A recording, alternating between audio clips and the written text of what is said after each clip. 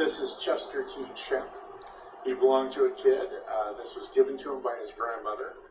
His parents didn't like it because it made so much noise. But then the grandmother passed away.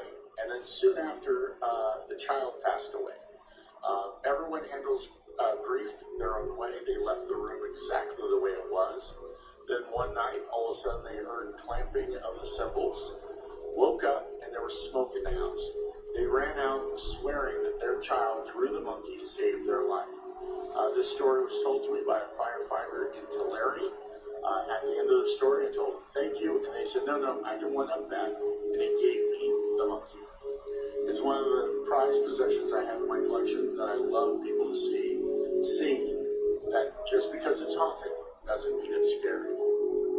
She discovered that there was an artificial film on the turkey leg, similar to plastic. This is not cheap meat. This is a well-known meat brand. Some people online even suspect it might be 3D printed meat, and the site is giving American consumers chills. This turkey leg was produced by a major mainstream manufacturer, the kind you can find on any grocery store shelf. When she opened the package, she thought the outer layer was normal turkey skin, but as she began cleaning it, she realized the entire drumstick was wrapped in a thick, smooth, rubber-like membrane. She tried pushing her finger through it. It wouldn't break. She tried pulling it off. It wouldn't budge. She finally had to cut it open with a knife and peel the entire sheet off like industrial plastic wrap. And the most unsettling part, the sound, texture, and elasticity of that layer were almost identical to plastic. Some people say it's a processing film. Some say it's a moisture retention coating. But many others have a far more alarming suspicion.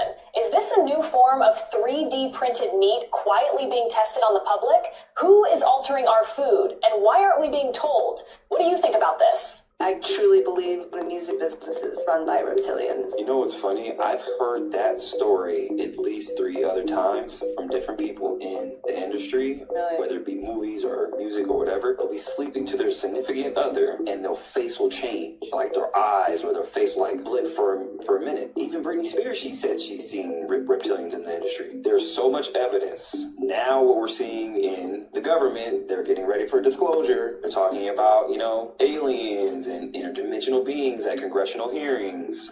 So I feel like they're drip feeding information to us. And we're seeing meteors. You see all these meteors just coming out of nowhere now. Yeah. So they're, I don't know. And then the government just got a domain, aliens.gov. I think they're going to use that to do a dump. Like how the Epstein files, hey, just do a deep dive. Here's all the files. It's funny, they want to do all of this when we were talking about the Epstein files. And it's just like, we got war. Yeah, now we got Star Wars.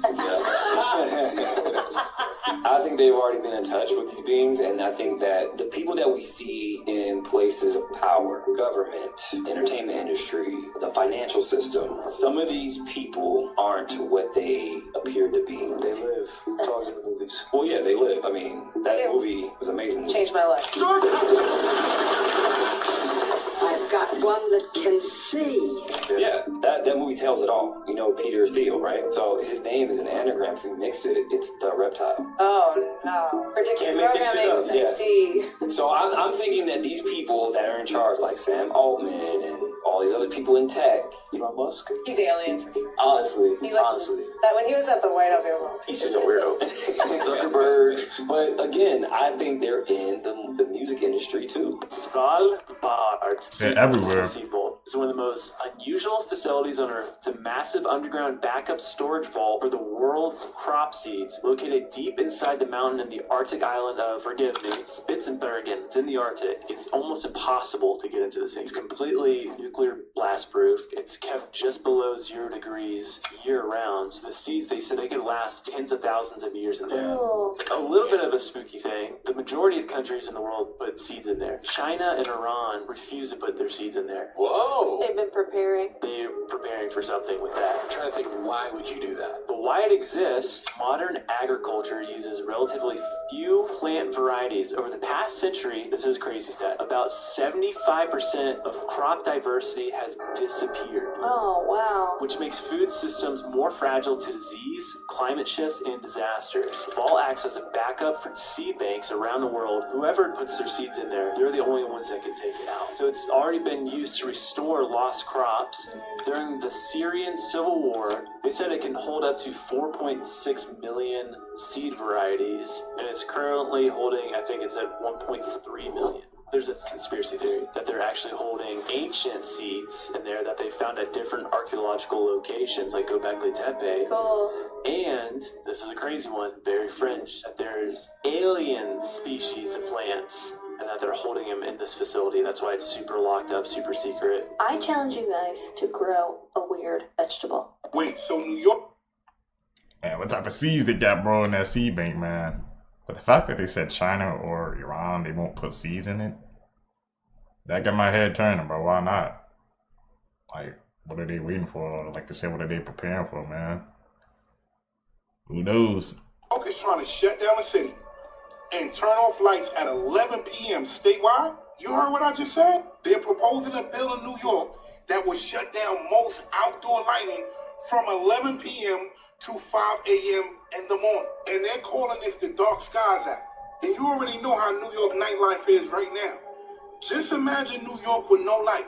It's going to be a lot of unwanted action if they get the chance to pass this bill. Mind you, they're trying to push it out there like they're trying to pass this bill because of light pollution. Since when have we had a problem with light pollution? Or does it have something to do with this war and that power grid that they planned on doing something to? Because the United States is over there doing something that they ain't supposed to be doing. Mind you, New York might just be the pilot city. They might just try and do this shit everywhere. But let me ask you a simple question. What happens when a city gets darker? People move different. Businesses move different. Everything slows down. That's not lighting. That's behavior. Because when you control environment, you control patterns.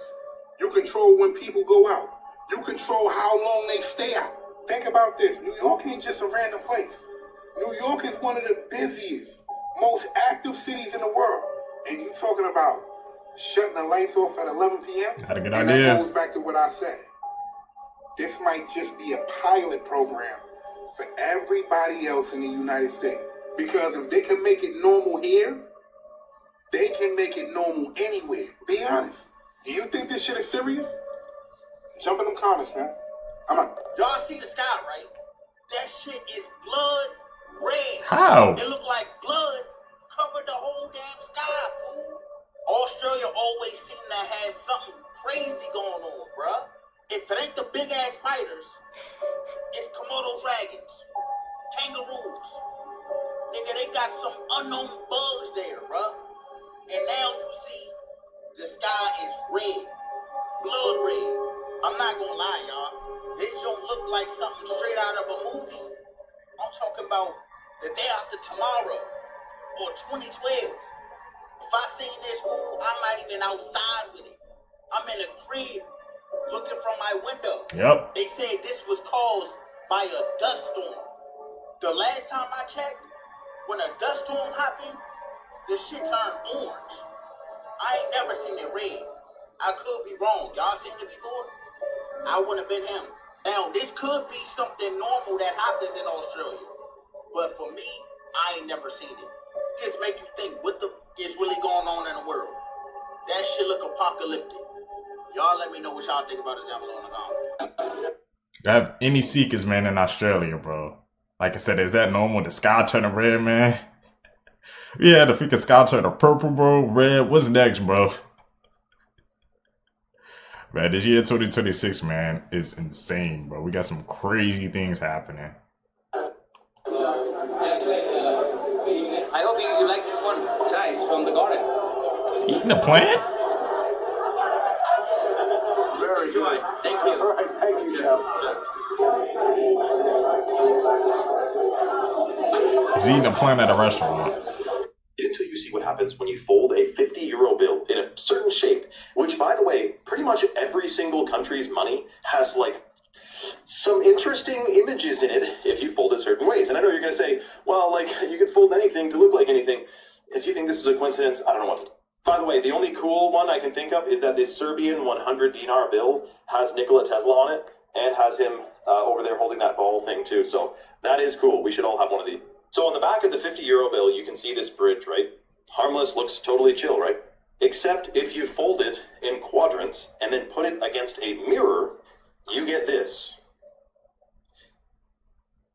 The devil, Baphomet, I don't know. But I'm not kidding. You fold it 2 times and put it on a mirror, and you get this, and it's even complete with the shoulders and everything. But let me know if you think that's just a strange coincidence. And follow for more. Bro, has Trump It can't be a just strange found coincidence. a new best friend? Or was this all just a clever act? See, yesterday, Japan's first ever female prime minister, Sanae Takaichi, visited the White House to meet Donald Trump and talk through a number of important issues. And it started with something you almost never see among world leaders. A hug.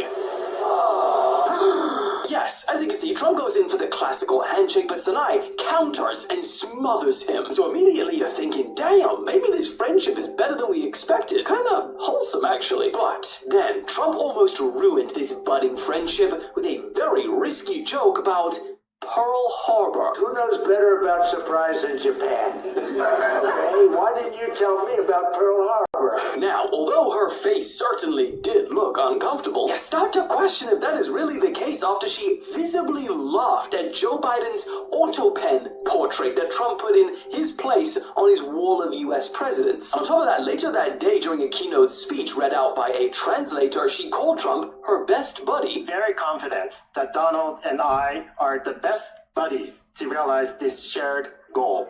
She then complimented his son, Barron, and called him a very tall and good-looking gentleman. Donald, tomorrow is the birthday of your son, Mr. Barron Trump. And I know he has grown up so much into a very tall, good-looking gentleman. She threw out a phrase in English, which Trump clearly loved, grinning in the background. Japan is back.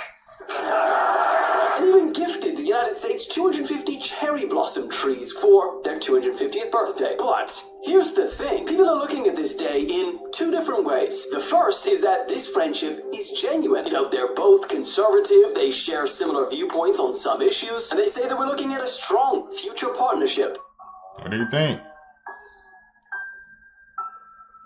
So you're telling me that this whole time hydration was never just about water, and the reason I still feel off has nothing to do with how much water I drink?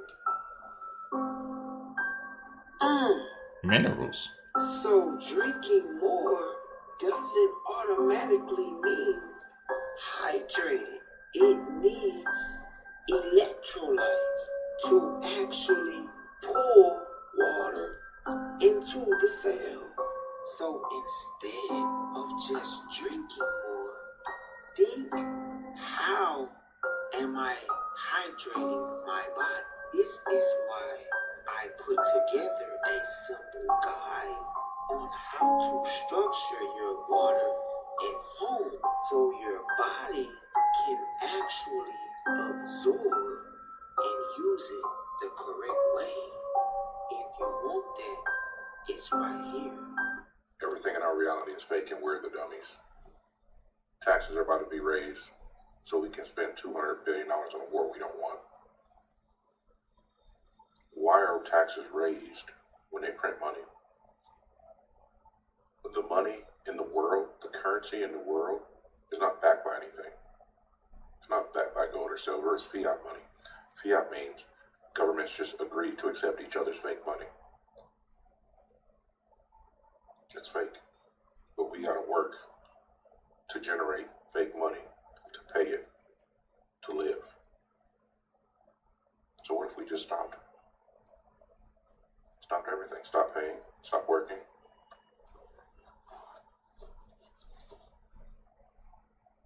We lose because we play by the rules established by leaders. What if we didn't?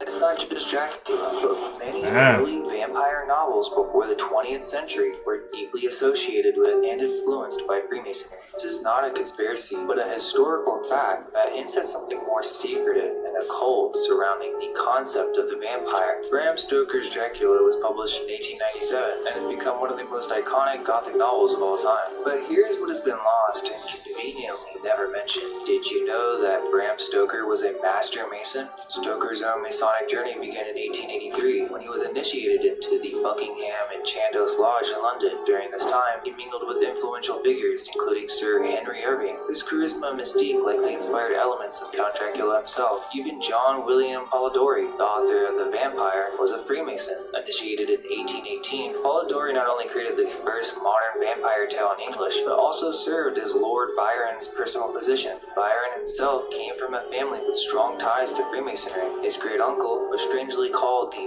Wicked Lord. He also was known for killing his neighbor, William Chaworth, over a simple argument. The case led to a trial in the House of Lords in 1765, but he avoided imprisonment by paying a fine, walking free despite the scandal.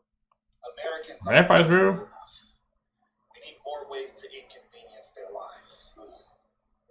I thought we were killing it with cheap grocery paper bags that rip off eye contact, but you're right. What do you got? Traffic.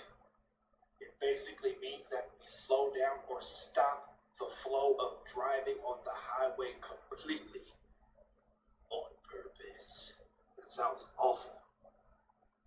I'm with it. We shut down half the lanes on the highway doing fake construction work on the highway.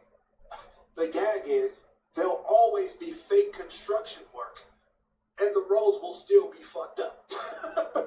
They'll hate it. Sums it up. Oh, that's hard. Yeah, that's tough. Let's have highway patrol zigzag through lanes when traffic is moving too good. Yeah, can't have one of that. Let's go ruffle some feathers. Let's hire traffic actors to start traffic on purpose at the worst times of the day. In the morning, making people late to jobs that they hate, and in the afternoon, Rush hour. get off of those jobs that they hate. We'll be the reason for their 13th reason. It'll be great. It'll be awesome. It'll be exquisite. Oh, that's so good. That's so good. Let's make all the traffic actors Asian. Oh, that's gonna make people so hell yeah. It's funny. Just because, let's make people pay to drive on the freeway. Let's charge them to drive on the freeway. Yes. See this photo of Seekers, man. Those toes be annoying, bro. And sometimes, man, when you be driving, sometimes you see like that toe, man, it's just like a smooth, straight shot, bro. But people refuse to, but some people, man, refuse to pay it, man. I ain't paying those tolls, bro. Y'all guys think they making up traffic, bro? the ghost woman through the window of a visitation block. So apparently the image was taken by a 48-year-old British teaching assistant who was named Sheila Sillery Walsh, who visited the jail with her partner Paul. Sillery Walsh said, quote, "While doing an audio tour of the place, I casually stopped to take a snap of the empty visitation block window on my iPhone. When I glanced at the photo on my mobile phone, I saw this dark female figure in the picture. I looked at the window again and there was no one in the room. I knew straight away that the woman in the photo was a ghost, and I showed the snap to Paul. From that point onwards, I wasn't interested in the Alcatraz tour anymore. I just kept looking up the picture over and over again." Her partner Paul said, quote, "When I first saw the photo, I tried to rationalize the female figure away by saying it was just Sheila's reflection. But with closer inspection, it's obvious that this is not the case at all. The woman's hair and clothing is from a different era entirely. It looks like she's from the 1930s or 40s. I have no logical explanation for the girl in the picture. I'm baffled by her. It's funny because she's staring right at the camera with a knowing look. I was really skeptical about ghosts before, but I'm a bit more of a believer now." The couple have tried to find out the identity of the woman in the photo. Oh, good. And they even contacted the staff at Alcatraz, but none of the old-timers recognized the woman in the photo. Everyone's focused on the Iran war right now, but we should also still be paying attention to what's going on with the Epstein files. Because the second largest bank in the US, the Bank of America, just agreed to a tentative settlement with a Epstein survivor who accused them of facilitating the abuse on people like her and others by ignoring and profiting off of Epstein's suspicious transactions. Interestingly, Leon Black, the guy who's been named over 8,000 times in the Epstein files, claims to have had no knowledge of any nefarious things Epstein was doing, but also paid him around $170 million for tax and estate planning advice, is a key witness in this lawsuit. And in the week of March 9th, he had asked the judge if he could have an extra 10 days before he's deposed because they were close to a settlement. And sure enough, March 17th, the day he was supposed to be deposed, they come to a tentative settlement agreement. And of course, the Bank of America is saying it's threadbare and meritless, but we're still going to settle for what will probably be 10 to hundreds of millions of dollars, the same way that JP Morgan and Chase settled for 290 mil and Deutsche Bank settled for 75 mil back in 2023 from the same lawyers that are representing this survivor. Both lawyers have until March 27th to submit legal papers regarding this settlement, and on April 2nd, there is going to be a hearing on whether to approve this deal or not, which will successfully allow Leon Black to escape his deposition, which would have been on March 26th.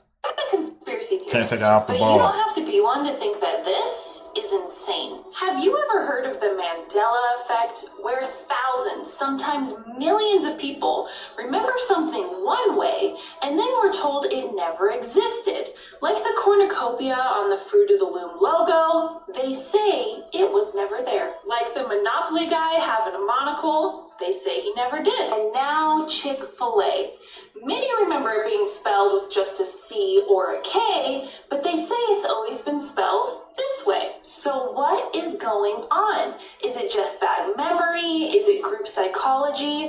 Or is it something deeper about how information changes over time and how quickly we are to accept the official version? Because think about what that does. If you can make people question their own memory, you can make them question their own reality. And once they don't trust what they remember, they become easier to influence and control. I don't know about you, but I was on the Chick-fil-A with the K timeline as seen from this text message from 7 years ago.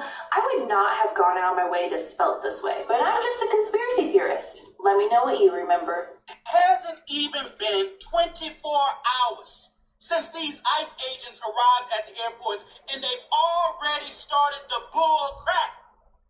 It's only been 24 hours since Donald Trump and Tom Homan announced that ICE would be arriving at airports to help out TSA, and they already body slamming Americans at airports in San Francisco. I mean, what's really going on here?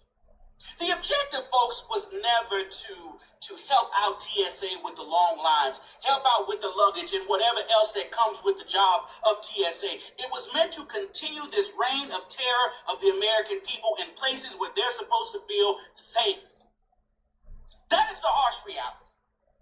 And Donald Trump, in all his ignorant wisdom, is going to continue to double down until another American ends up in a box. And these Republicans in Trump wonder why DHS is shut down, because ICE and Border Patrol is totally out of control. You really can't make this stuff up. Please tell me y'all know what this thing is and that y'all seen this thing come out of the water before. No. Because this is the second or the third video I'm coming across that someone has been pulling these out of the ocean. What is that, bro? Venom. What is that? Why does it look like the heart of some creature? Okay, so I took it off. I put some water on it. Look at it. It was swimming. I'm gonna put it back in the water. You got all this purple stuff. I didn't want it really touching my hands because I think it's poison, but it got in my line. I unhooked it. Wait, that's not blood? That thing is leaking. I thought it was blood, but obviously it might be some neurotoxin or something like that. That's crazy. And how dark that thing is? See the little pointers? I'm just telling you how way. These things is falling up. Here it goes. It's moving. I hope not. I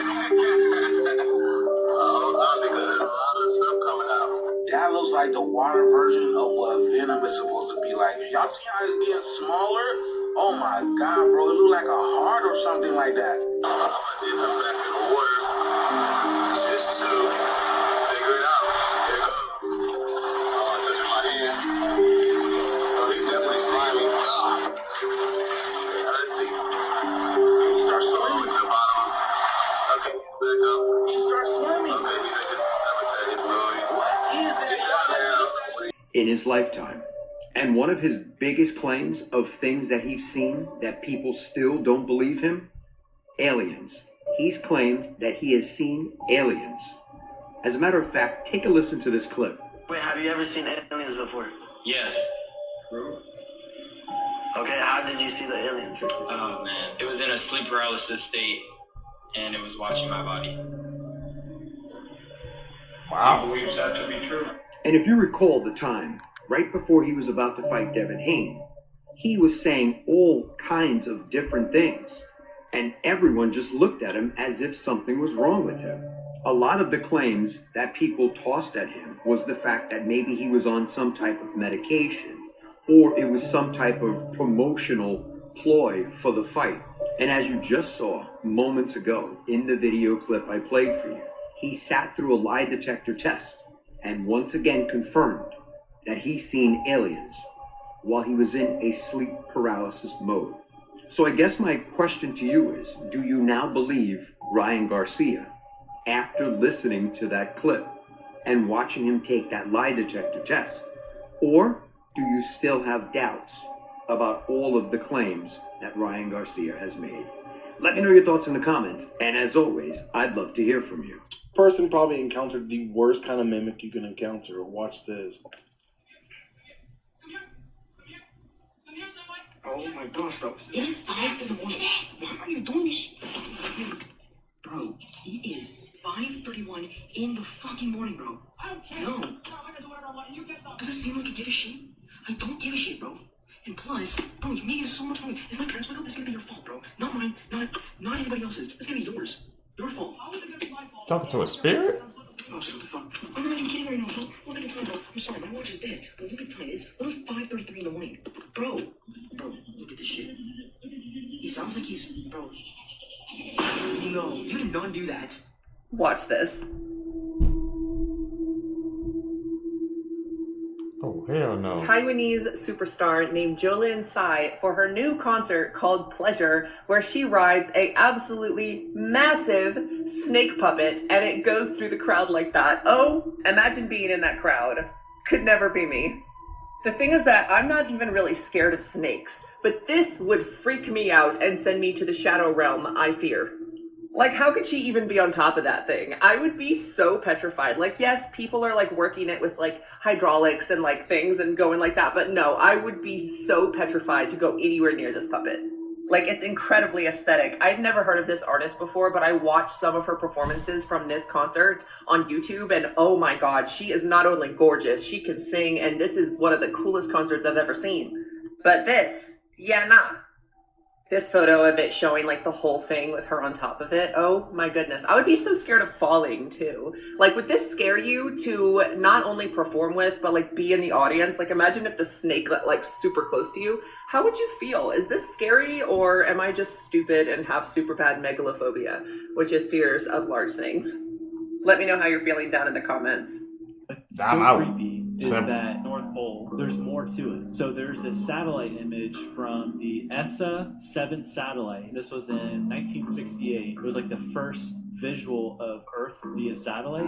What the heck? Okay, well then this was from Google Earth. It's the hole to the center of the Earth. And then this was released by NASA, I believe, 80s or 90s. You're not allowed to fly over the North Pole. But we talked about it before, I believe, but his secret diary. And then when he died, his son got it, and then when his son was trying to publish the stuff in it, he died. But Admiral Byrd talks about in the secret diary, when he went to explore the North Pole, there was an entry to inner Earth, like hollow Earth, and he describes it as being in the Earth, lush green lands beyond the ice, mammoth-like creatures, a technology-advanced civilization, and meeting with a being called the Master. So apparently this Master gave Admiral Byrd this message. We have never interfered before in your racist wars of barbarity, but now we must, for you have learned to tamper with a certain power that is not for man, namely the atomic energy. You see, our culture and science is many thousands of years beyond your race. Wow. You, my son, must return to the surface of the world with this message. So we just gonna ignore the people ripping off their faces on TikTok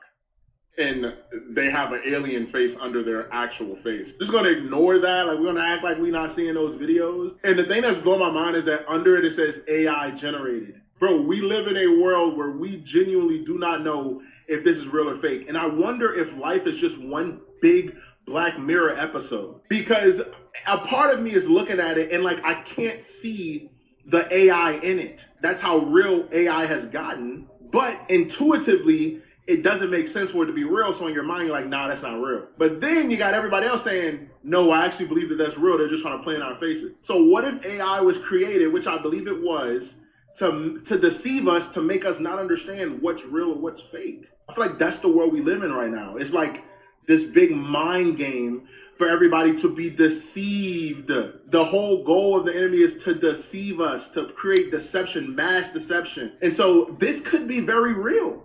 And the things that they told us that were AI could be very real, and the things that they told us wasn't AI could be AI. You get what I'm saying? Like we are in uncharted territory now with AI being a thing. I hate it so much. But did you know the makeup? Bro, those AI freaking alien peeling skins, bro. Like I said, it's getting to the point, man, where AI's getting so realistic, man. You can't even tell if it's real or fake, bro. But just because we think it's, you know, we seen people, freaking well-known people, those alien peeling videos, we just brush it off as fake, man. But like you said, what happens? What if AI was just made just so we couldn't discern what's real or what's fake? They could be playing right in our faces, man, and we would never know because we just brush it off as AI. It's very dangerous, man. That's a new take, new angle I didn't hear before, bro. Is ruining our skin. It's a conspiracy that keeps women hooked for life. Ever noticed how women who start wearing makeup never seem to stop? The theory goes that cosmetics are deliberately engineered to damage your skin over time, ensuring you stay dependent on them. You might start with a few minor issues, just a pimple or a bit of uneven tone. So you reach for a little concealer, a bit of foundation, just to smooth things out. Before you know it, you're applying layer after layer to cover up new problems created by the makeup itself. This clogs your pores and irritates your skin, leading to even more breakouts, dryness, and other issues. And so you keep using more products to cover up the damage. It's a vicious, never-ending cycle, trapping you in a lifetime of makeup dependency. Bruh, China done it again, y'all. They got flying drone swords. This dude right here is literally controlling all these drones with his hand. When I show y'all the video, y'all gonna be like, nah, bruh, this AI. This not AI. And it's not CGI either. They out here creating super villains. My only thing is, who the hell is he trying to go against? He trying to take down the Leviathan at this point. This man really controlling these jumps like it's a joystick. Y'all, look at this video. Look at this shit. Getting dangerous out here, bro. He controlling this jump with his hands, y'all. That is wicked, fool. Imagine all these swords coming straight at you. They're cooked. Ain't no fucking way. This man is a villain. Okay, that part. I'm not gonna lie, I would want these drones though. But I'm just trying to figure out who they finna go up to war against. I know it ain't humans. The shit I'm about to tell you is about to change the way you think about everything you've been taught. Alright, scientists are starting to think that we're living entire lifetimes while we're sleeping, and we're not supposed to remember any of it. You heard what I just told you? People that study sleep are finding that dreams aren't just random. They're saying that your brain is actually building 4 realities while you're unconscious. Different lives, different versions of you, entire timelines playing out in your head. And here's the part that should make you pause for a second. Your brain has an entire deletion system. The second you wake up, it wipes most of your memories on purpose. And not because they're fake, because remembering them will probably drive you insane. So when you wake up and remember a face, or a place, or that weird emotion that sticks with you all day, that's not a dream. That's a leftover fragment from an entire lifetime that you just lived. So the crazy shit is, you're actually living 4 alternate lifetimes inside your brain. Jobs, places, people, years, all of it. Now here's where this shit gets crazier than that. If our brain could do that while we're sleeping, who's to say that it can't do the same thing while we're awake? And who's to say that we're not sleeping right now? Now you got some researchers asking if consciousness works both ways. Like maybe sleeping isn't leaving reality, maybe it's just switching rooms. The scariest question we need to ask is Is this the life that we're supposed to remember? That has happened to me sometimes, bro. I would wake up and I will remember a dream so vividly. I'm like, did that really happen? Or is that, like I said, just a dream and I'm just chipper right now? The fact that there's some doctors, man, that said that dreams is like other lives, bro. And when you wake up, your brain has like a deletion system to make it so you won't go freaking crazy. That's interesting, man. And the fact that he said, so when we dream, it's just basically another life. And the fact he said, if we're awake, that can be another sign of consciousness. You know, another way, I guess he said, we're living in that other dream, other life we're supposed to be in. That's an interesting theory. You motherfuckers. You motherfuckers. I got y'all, bro. And I figured this shit out. And this whole time, this was a fucking distraction. What about the North? Ain't that suspicious? Y'all remember that story at Mount Meru? In the center of this shit? That black thing right there that's missing? That hole in the earth right there? Make it make sense. This whole fucking time. Anybody keeping up with me? Ain't it funny how where water flows, energy goes? It's always water where energy is flowing. Keep up with me. If y'all watch my old videos, y'all will know what I'm talking about. North Star Polaris is connected to that black rock energy, man. They hid the center so you can forget yours. And in Moana 2, they called it out. Easy in plain sight.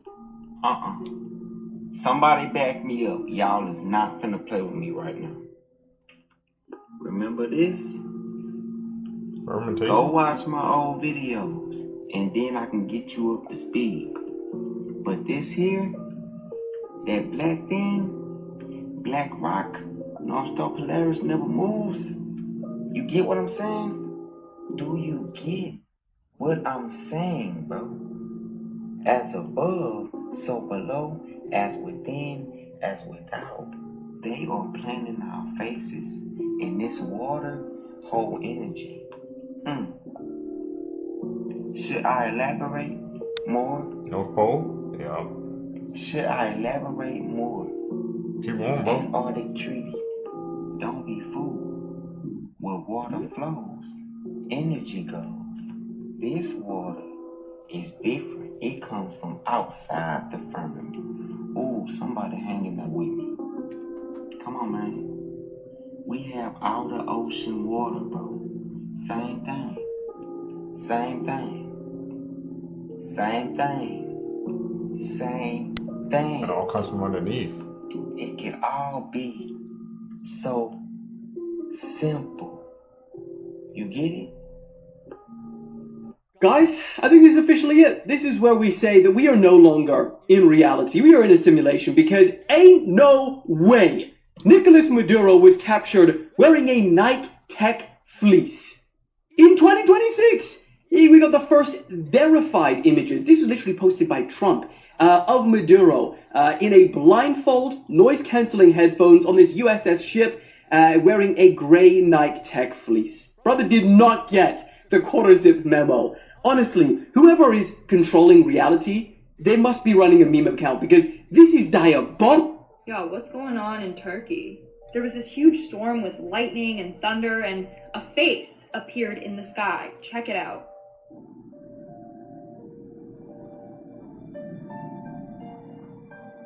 What's the face?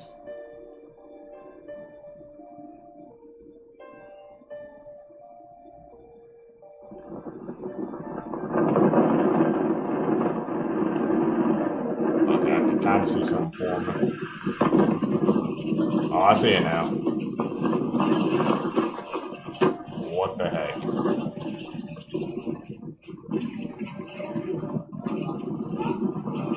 Eerie, bro. What the heck? And it looks like the face face of a certain dictator, if you know what I'm getting at. But they thought that it was a demon and everyone was freaking out and panicking. What do you see? Let me know in the comments below. Let's take a look at logos. We have been taking a look at a lot of food chain restaurants. So, you know, McDonald's was definitely on the list. We all know how unhealthy McDonald's food can be.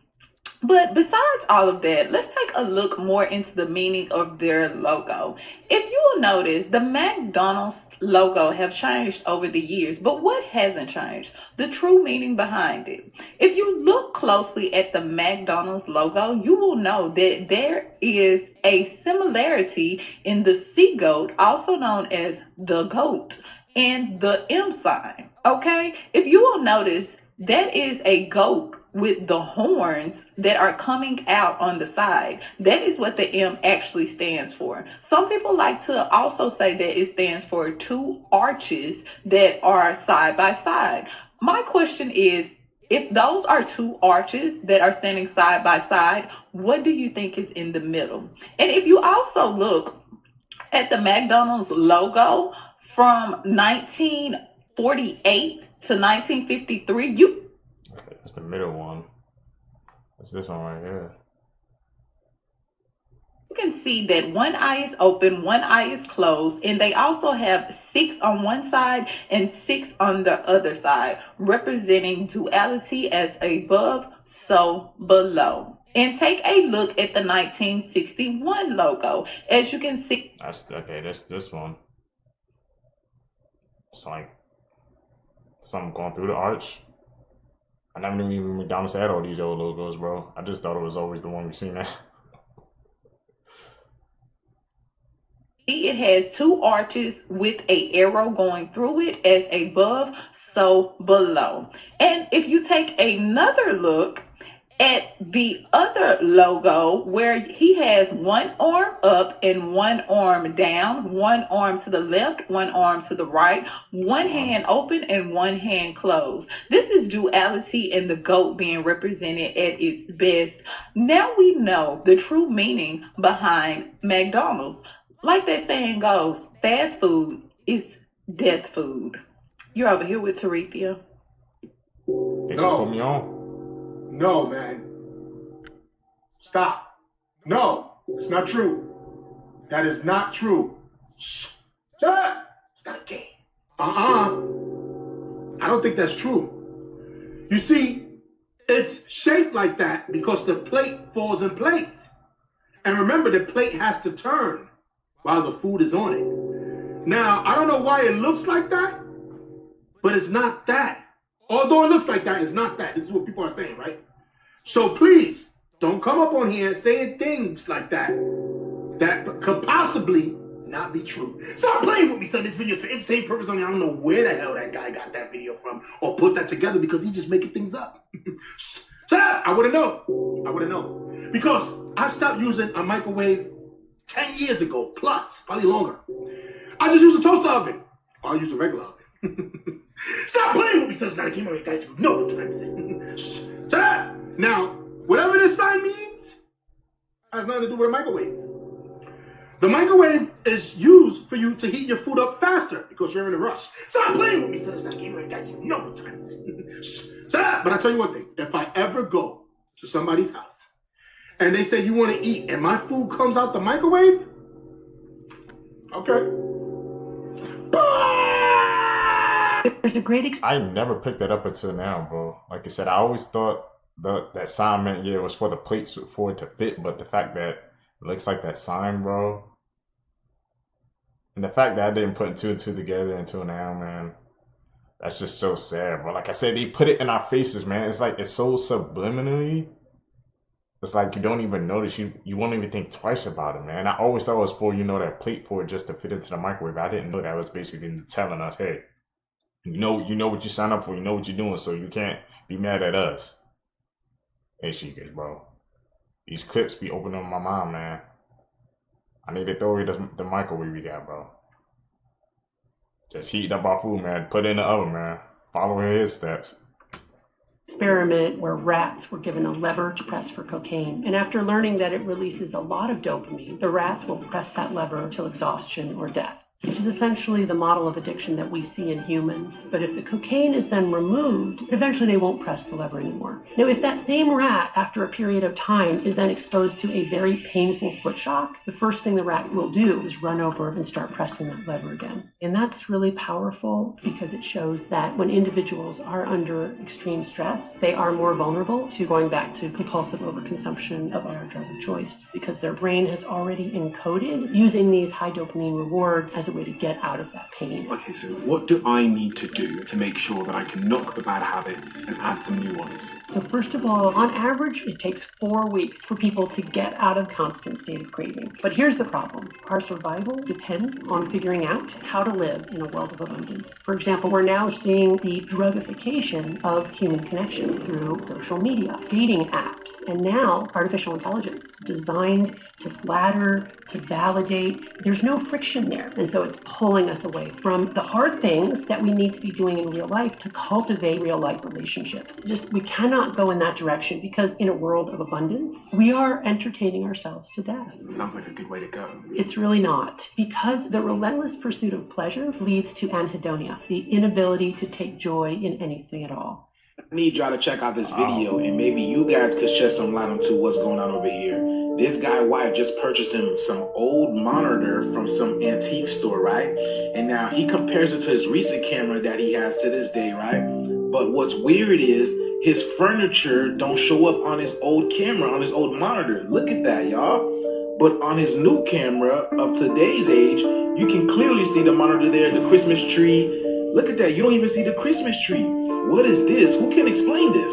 Okay, seriously, I need someone to help me out because I have no idea what's happening right now. My wife bought me like a vintage CRT monitor from the 1980s, okay? Of course, what do? I turn into a live camera feed via Camlink. But there's my things. Where's my furniture? Oh, wait, just watch this. This is crazy. He sets his camera down so he can walk into frame. But look at this. Y'all, I didn't even notice, but even his clothes changed. Look at this. He's literally in another reality. It looks like even the house changes well too. Y'all know what's going on here? How is that possible? There's my furniture. What the actual fuck? So what do you guys think is going on here? Is new technology somehow filtering our reality? Is this the reason why they took away these old phones from us and now give them the ability to update them themselves? So you guys know how our consciousness, our subconscious is what creates our reality. So what if these new phones are putting ideas into our subconscious minds? You guys are aware that our phones flashes every second and reads our facial expressions, which reads our minds, right? So do you guys think our phone and technology actually plays a part in what reality we live in? Would make sense, right? It's called a black mirror for a reason, right? And the black mirrors are one of the most powerful mirrors ever. But yeah, y'all, let me know what you guys think about this video, y'all. The ship is here. Let's get it. Everything changed. We all know how there's some videos you just can't watch at night because they're that scary. Well, in this series, I'll be showing you all those videos, so be ready to get scared.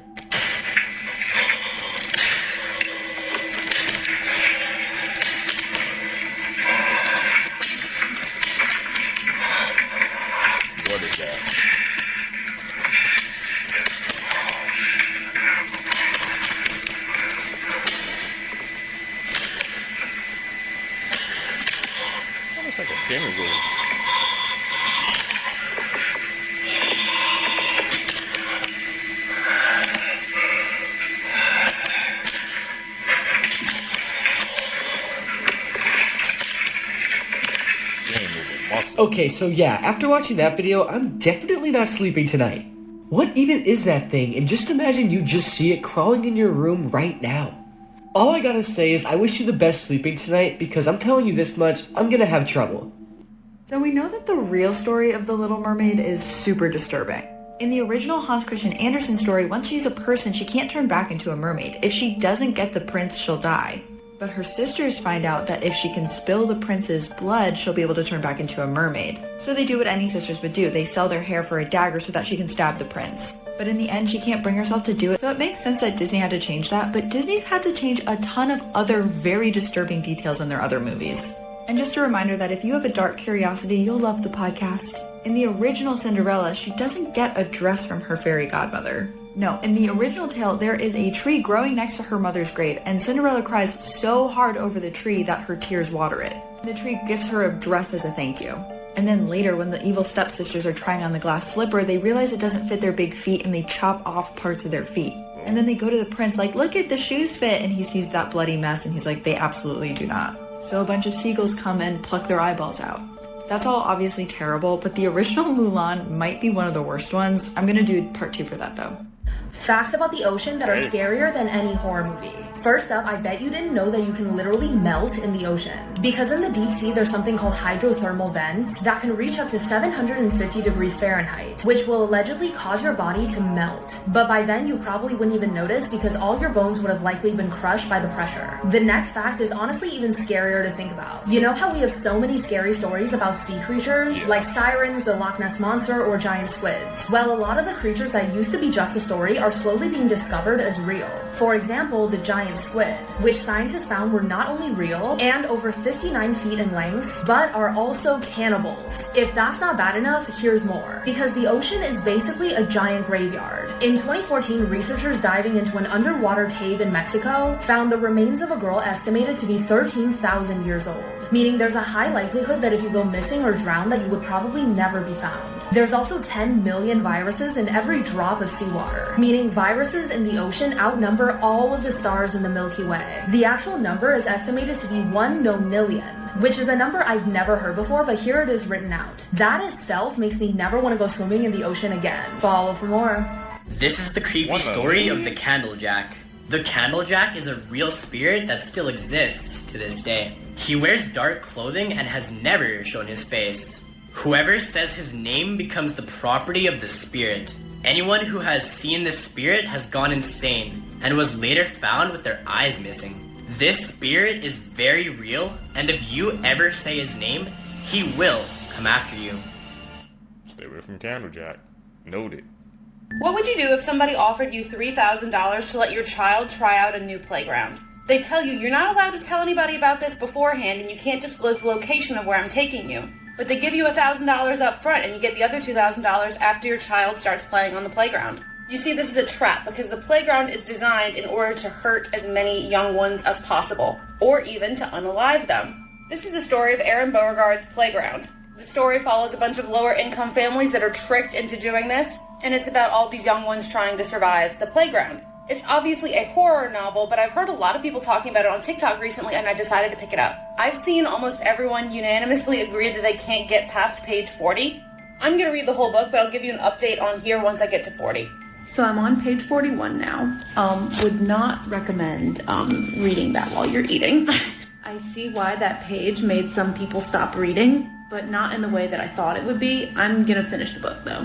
What is a fact from history that seems too dark to be true? How about the fact that one night in the 1940s, every baby born inside of one Memphis hospital was stolen? This is coming from a Heart Starts Pounding episode, but one night, a 21-year-old named Jessie Henderson gave birth to a child in John Gaston Hospital in Memphis, Tennessee. And afterwards, a nurse comes in and says, "I'm so sorry, but your baby has passed away." The nurse doesn't tell Josie how the baby died, but she says, "You need to go to reception and they'll get everything sorted for you." So Josie's walking down the hallway, and as she is, she sees another woman out there crying who was also told that her baby just died. And then she sees another woman who's crying and was also told that the baby she just gave birth to had died. All in all, there were about 7 women in the hallway that had all been told that their babies had died, and Josie starts thinking that this is kind of weird. And Josie didn't know it yet, but every baby born in the hospital that night was stolen by this woman, Georgia Tan. Georgia was a social worker and she was friends with everybody at the hospital, and her dad was a judge, and she basically came up with this sort of kickback program. She basically told the nurses that if they took all the newborn babies and gave them to Georgia and told the mothers that they died,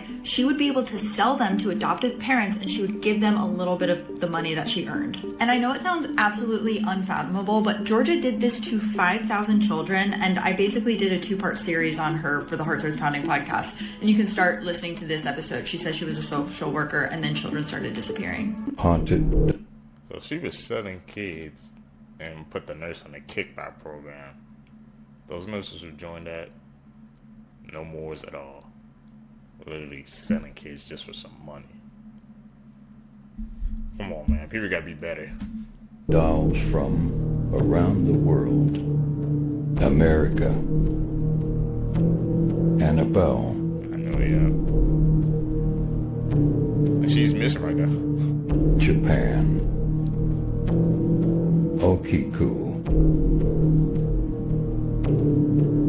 Creepy hair. Singapore. The Barbie doll on the girl's shrine. Australia. Letter.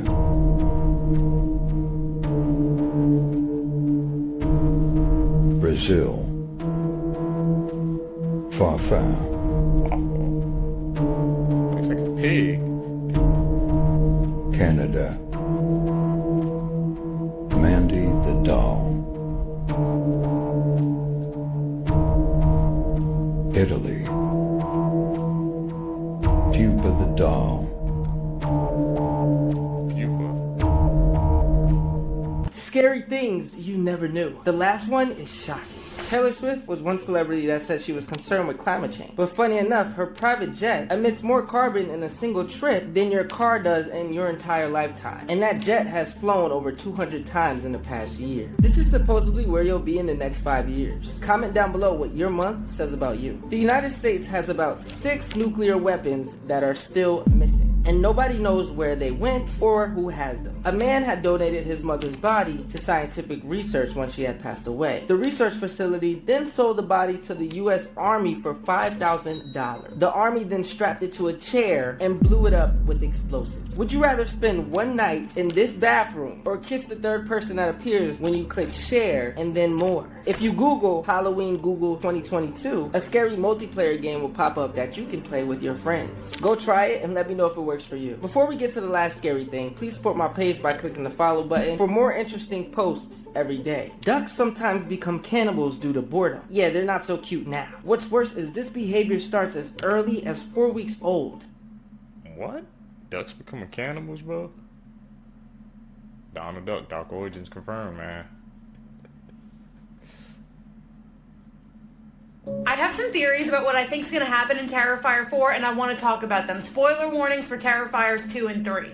Let's get into it. For starters, I do not think Jonathan is actually dead. I think that would be a really bad mistake on their part. I think Art is holding on to Jonathan as a backup plan just in case things didn't go right with Victoria and Sienna, and they didn't. I think Art is going to use Jonathan as his new good vessel. So I predict in Terrifier 4, Jonathan is going to be the corrupted one that Sienna has to go after. I am also suspecting we're going to keep up the Christian holiday theming by making an Easter horror movie. They have already made it obvious that Sienna is supposed to be an angelic, Christ-like figure. They have literally put the crown of thorns on her head while they have a guy crucified to the wall behind her. And she has already risen from the dead. I think that they could take it a little bit more on the nose and have it be an Easter holiday movie, and I think that would be really fun. And we already know that Sienna is going to have to literally go to hell to save her cousin Gabby. And to get the sword, that's the only thing that could kill Art the Clown, Satan himself, supposedly. And I think the idea of Sienna having a brother, while it wouldn't be of his own willingness, would betray her like a Judas Christ situation. I think Easter would be an interesting concept for this movie. Plus, Art the Clown in a bunny suit is just as good as seeing him in a Santa suit. 3 ways to survive Jeff the Killer. Number 1. If you see a boy holding a knife at the edge of the woods, don't go near him and run the opposite way. Jeff is extremely strong and fast. Once you get too close, it's already too late. Number 2.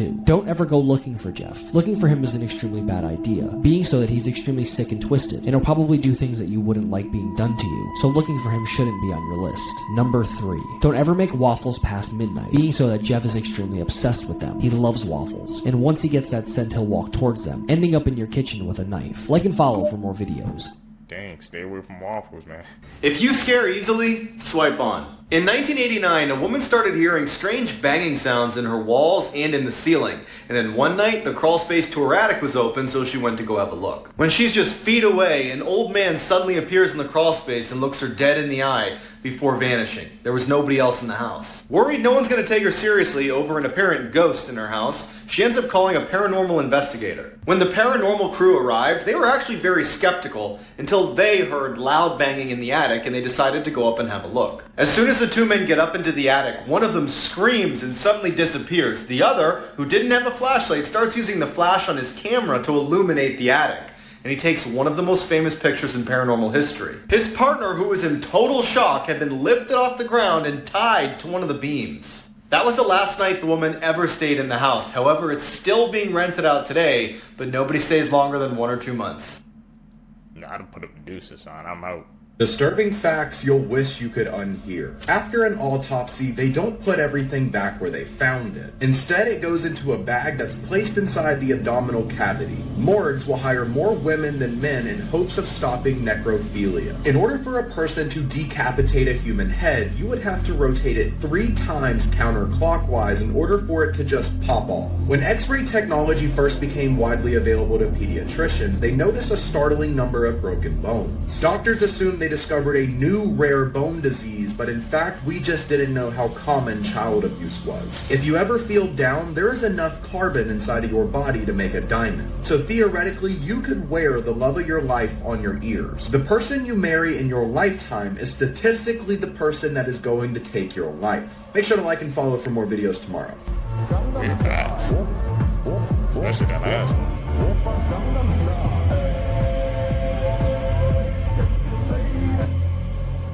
Gruesome facts you didn't know, part 124. In 2010, the Japanese government opened its execution chambers to the public for the first time, allowing journalists to take a tour of Tokyo's main gallows. Inside is simply a trapdoor, a Buddha statue, and a ring for a noose. Inmates on death row in Japan aren't told when they're going to be executed until the very last minute to prevent panic among the inmates. Family members, lawyers, and media aren't told until afterwards. When the inmate is in position, 3 prison wardens all have separate buttons. Only one releases the trapdoor and they never know which one it was. Call of the Void is the name for the feeling you sometimes get when you want to steer into oncoming traffic, although you would never do it. In 2014, Charles Manson was granted a marriage license to marry superfan Afton Burton. She had been communicating with Manson since she was 17 years old and visiting him for at least 9 years. But in February of 2015, the license expired without a ceremony ever taking place. The wedding was allegedly canceled after Manson found out that Burton and a friend only wanted to use his corpse as a tourist attraction after he died. Phone numbers you should never call, part 12. Here is the phone number. This number belonged to a hospital for mentally insane people in the 1900s. The building one day caught fire and a lot of people were trapped inside, and a lot of them died.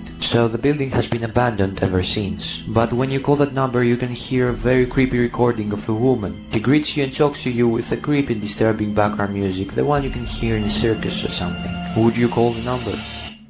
No, I don't need that energy in my life. Disturbing facts that may ruin your day. You are the oldest that you have ever been and the youngest that you will ever be. Your bed absorbs 26 gallons of your sweat every year. There are 15 dead people for every 1 person alive. Science can't measure exactly how strong a gorilla is, so there's no sure way on how to contain them. The gorilla enclosures at zoos are just based on trust. Every 18 minutes, someone in the United States has a brain aneurysm that ruptures. Vampire moths are real and can feed on the blood of humans. A jar of peanut butter contains 10 or more rodent hairs and can contain up to hundreds of insect fragments. Big Bird almost joined NASA's Challenger mission to help kids become more interested in space. Millions of kids would have watched Big Bird and the Challenger space shuttle explode on live television.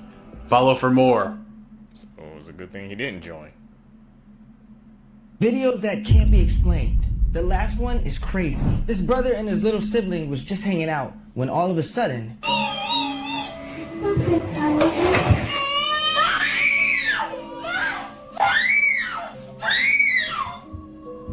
Supposedly you can see if an app is spying on you by clicking the share button, sliding all the way down, clicking more. If you see an app that you don't recognize in front of your contacts, delete it immediately. That's not everything that happened to the son. He starts to see demonic figures that his parents seem to can't see. Mom,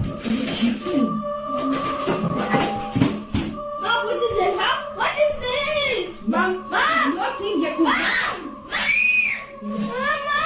What, Yakub? There's so much. There is no one, Yakub. That's what it is.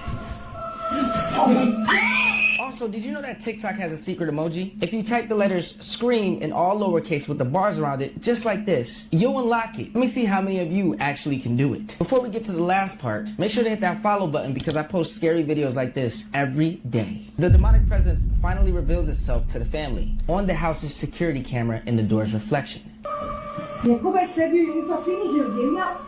It was already 1 hour, you just playing. Just 10 minutes. No, 10 minutes, 5 minutes. What if you are going to school? I said no, 5 minutes. And you will off the game? No. I said 10 minutes. My mom always said, I will oh, damn.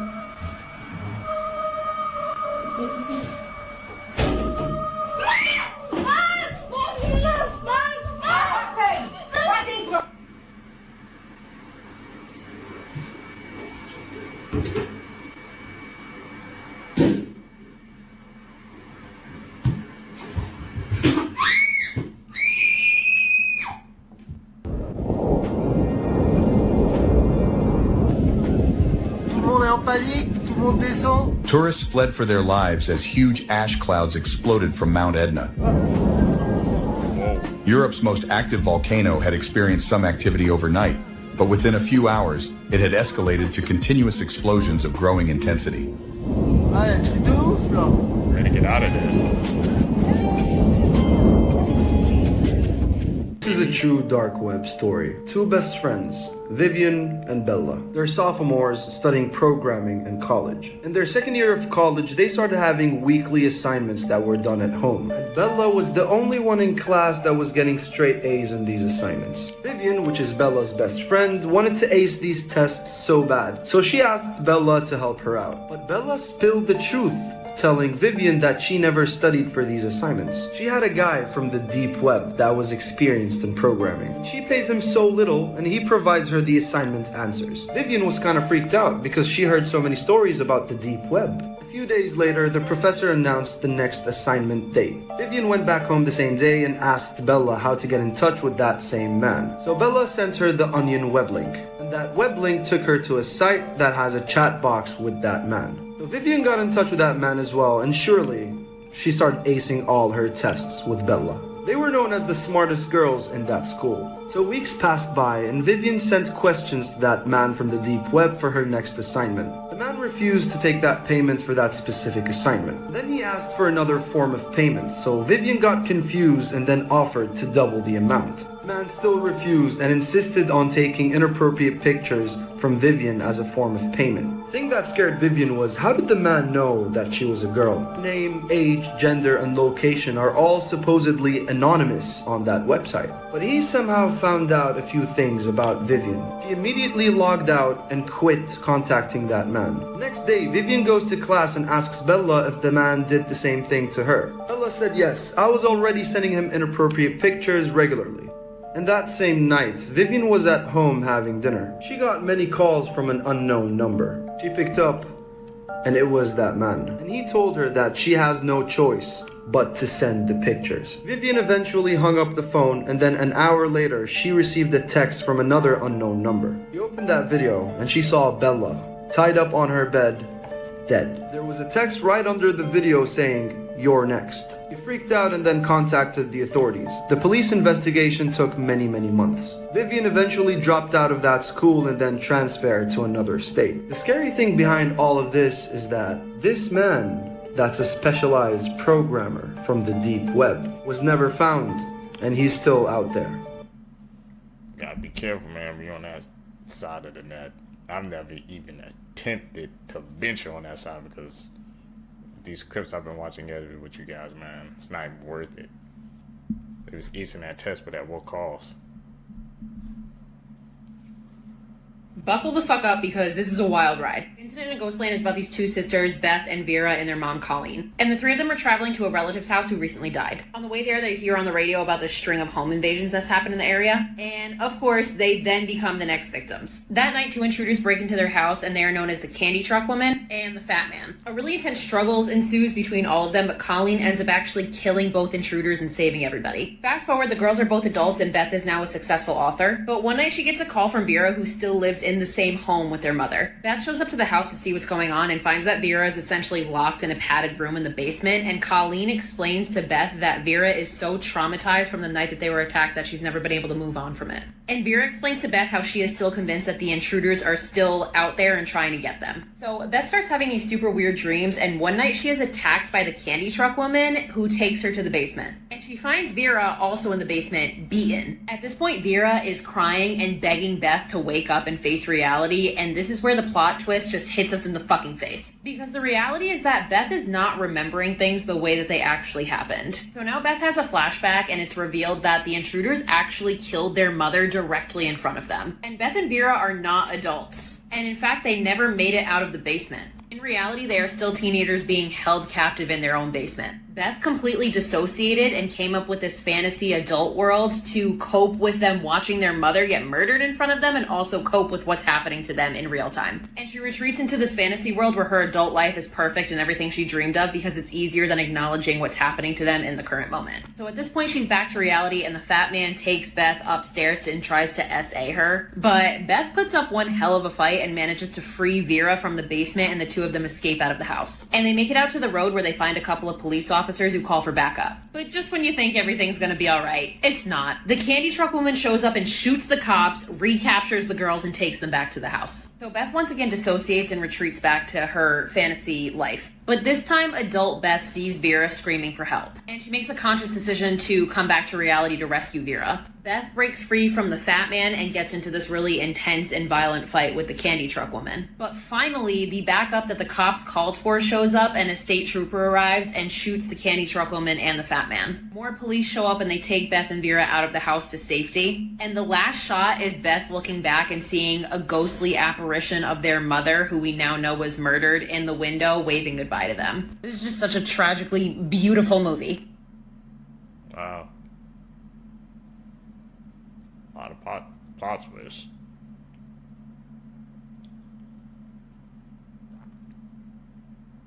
At around 8 p.m. on August 19, 1962, a 12-year-old boy named Raimundo Marfa da Silva sat near the fireplace in the main room of a shack in rural Brazil. Raimundo lived in this shack with his father Revelino, as well as his two younger brothers. And so that night, as Raimundo sat by the fire, his father, Revelino, came into the room and he sat down next to him. And the two just sat there quietly, periodically poking at the fire with a stick and just sitting there enjoying the silence. And as these two were sitting there, suddenly Raimundo heard a strange sound coming from the kitchen. And he saw this dark figure on all fours quickly kind of maneuvering across the ground out of sight. And immediately Raimundo's terrified. He has no idea what this is. And so instinctively he turns to his dad, and his dad is also staring at the kitchen, wide-eyed, clearly having seen the same thing. And then before Raimundo could do anything, his dad jumped up and slammed the door shut, separating them from the kitchen, and locked it. But eventually, Revelino and his sons began to hear voices, and they were coming from outside the shack. Whoever was out there, or whatever was out there, was talking about Revelino. They could hear that name. And what they were kind of saying is, if Revelino comes out here, we're going to kill him. And at that point, Revelino told his sons to stay put, and he was going to go out there and investigate. He's got a knife in hand, just in case Revelino went outside.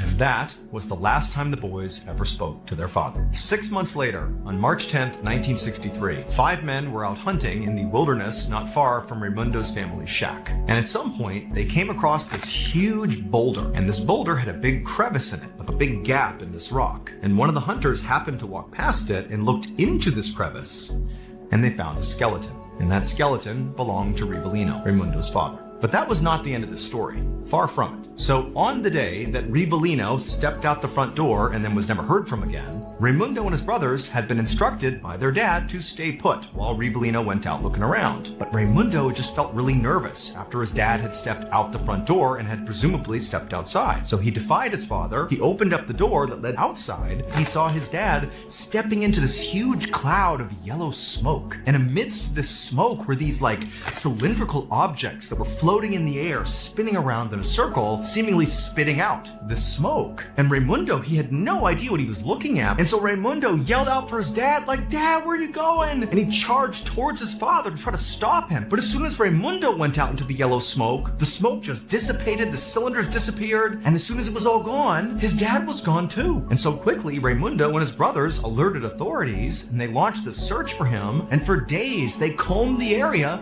near that boulder as well, and they couldn't find Revelino. And so eventually, they abandoned the search. And then 6 months later, his body was magically found in that crevice. To this day, nobody knows. Let's talk about one of the most haunted dolls in North America. Before I display him, I highly suggest you comment that you claim no negative energy in this video. Now, before I start, Robert, I respect you, and all I am doing is telling your story. In the late 1800s, Thomas Otto and his family moved into a mansion in Key West, Florida. The Ottos were known to be stern with their servants, sometimes even mistreating them.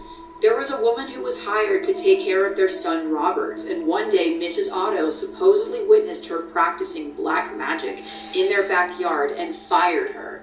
Before she left, the woman gave Robert a lifelike doll which stood 3 feet tall, had buttons for eyes, and human hair believed to be Robert's.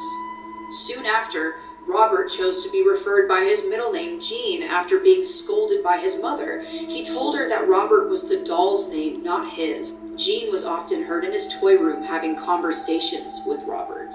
Household objects would be found thrown across the room. Jean's toys turned up mutilated and giggling could be heard. Robert supposedly attacked people, sometimes locking them in the attic.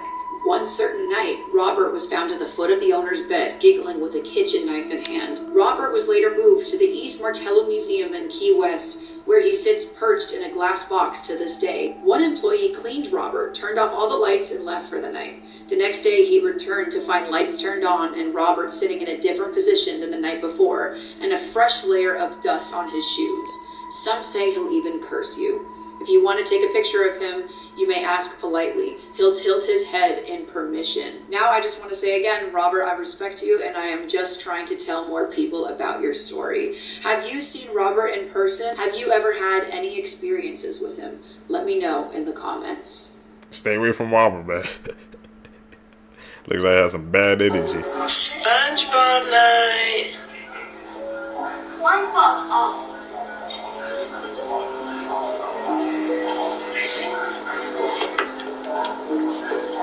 Liam, come here. Liam, right now. What is happening? Okay, I'm calling your mom. Just stay right here. Cheese. Cheese.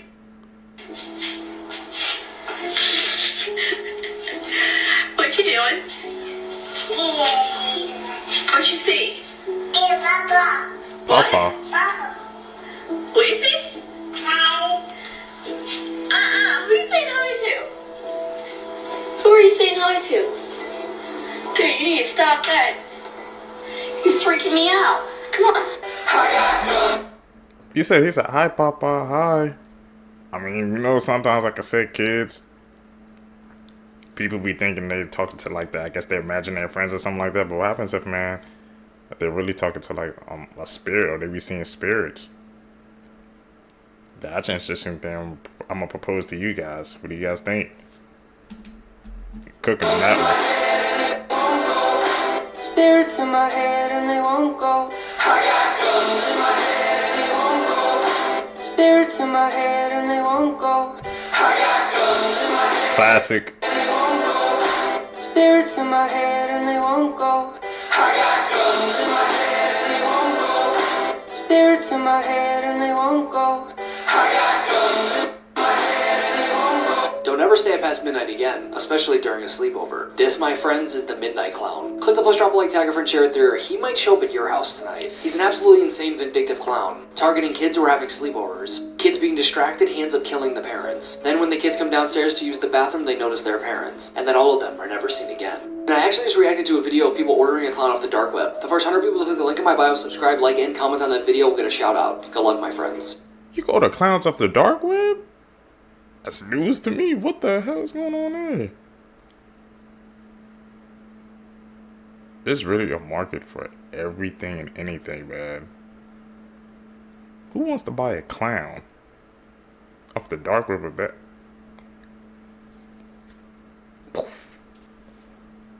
I had no idea.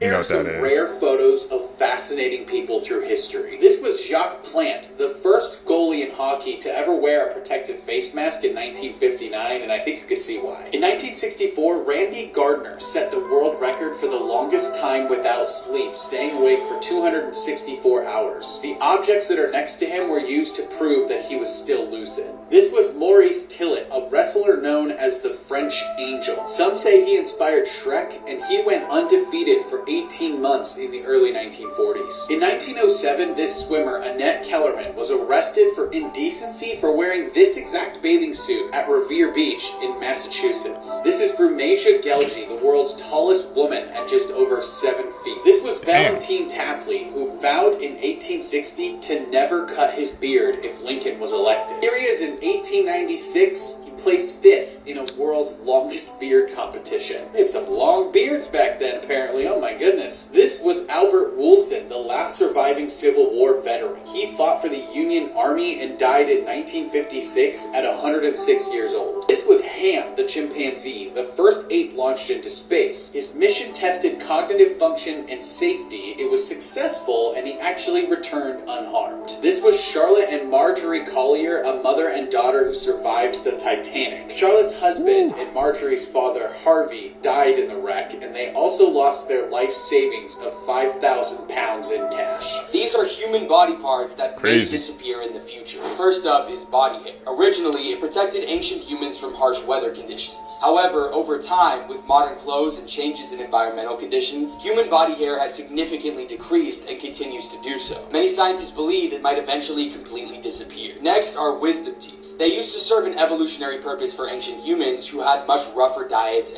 and needed more chewing power. But our diets have softened and our jaws have become increasingly smaller. As a result, they have no space to properly grow in, and many people need to have them surgically removed. Many babies are now being born without wisdom teeth, and scientists believe this will eventually be the standard. Finally, we have male nipples. Everyone starts as female in the womb, and before the Y chromosome kicks in for males, nipples have already formed. When the baby becomes male, the prolactin levels decrease, making the male nipples non-functional. So while it's debated, some scientists think they'll disappear. Rare people who got male nipples gonna disappear now, bro?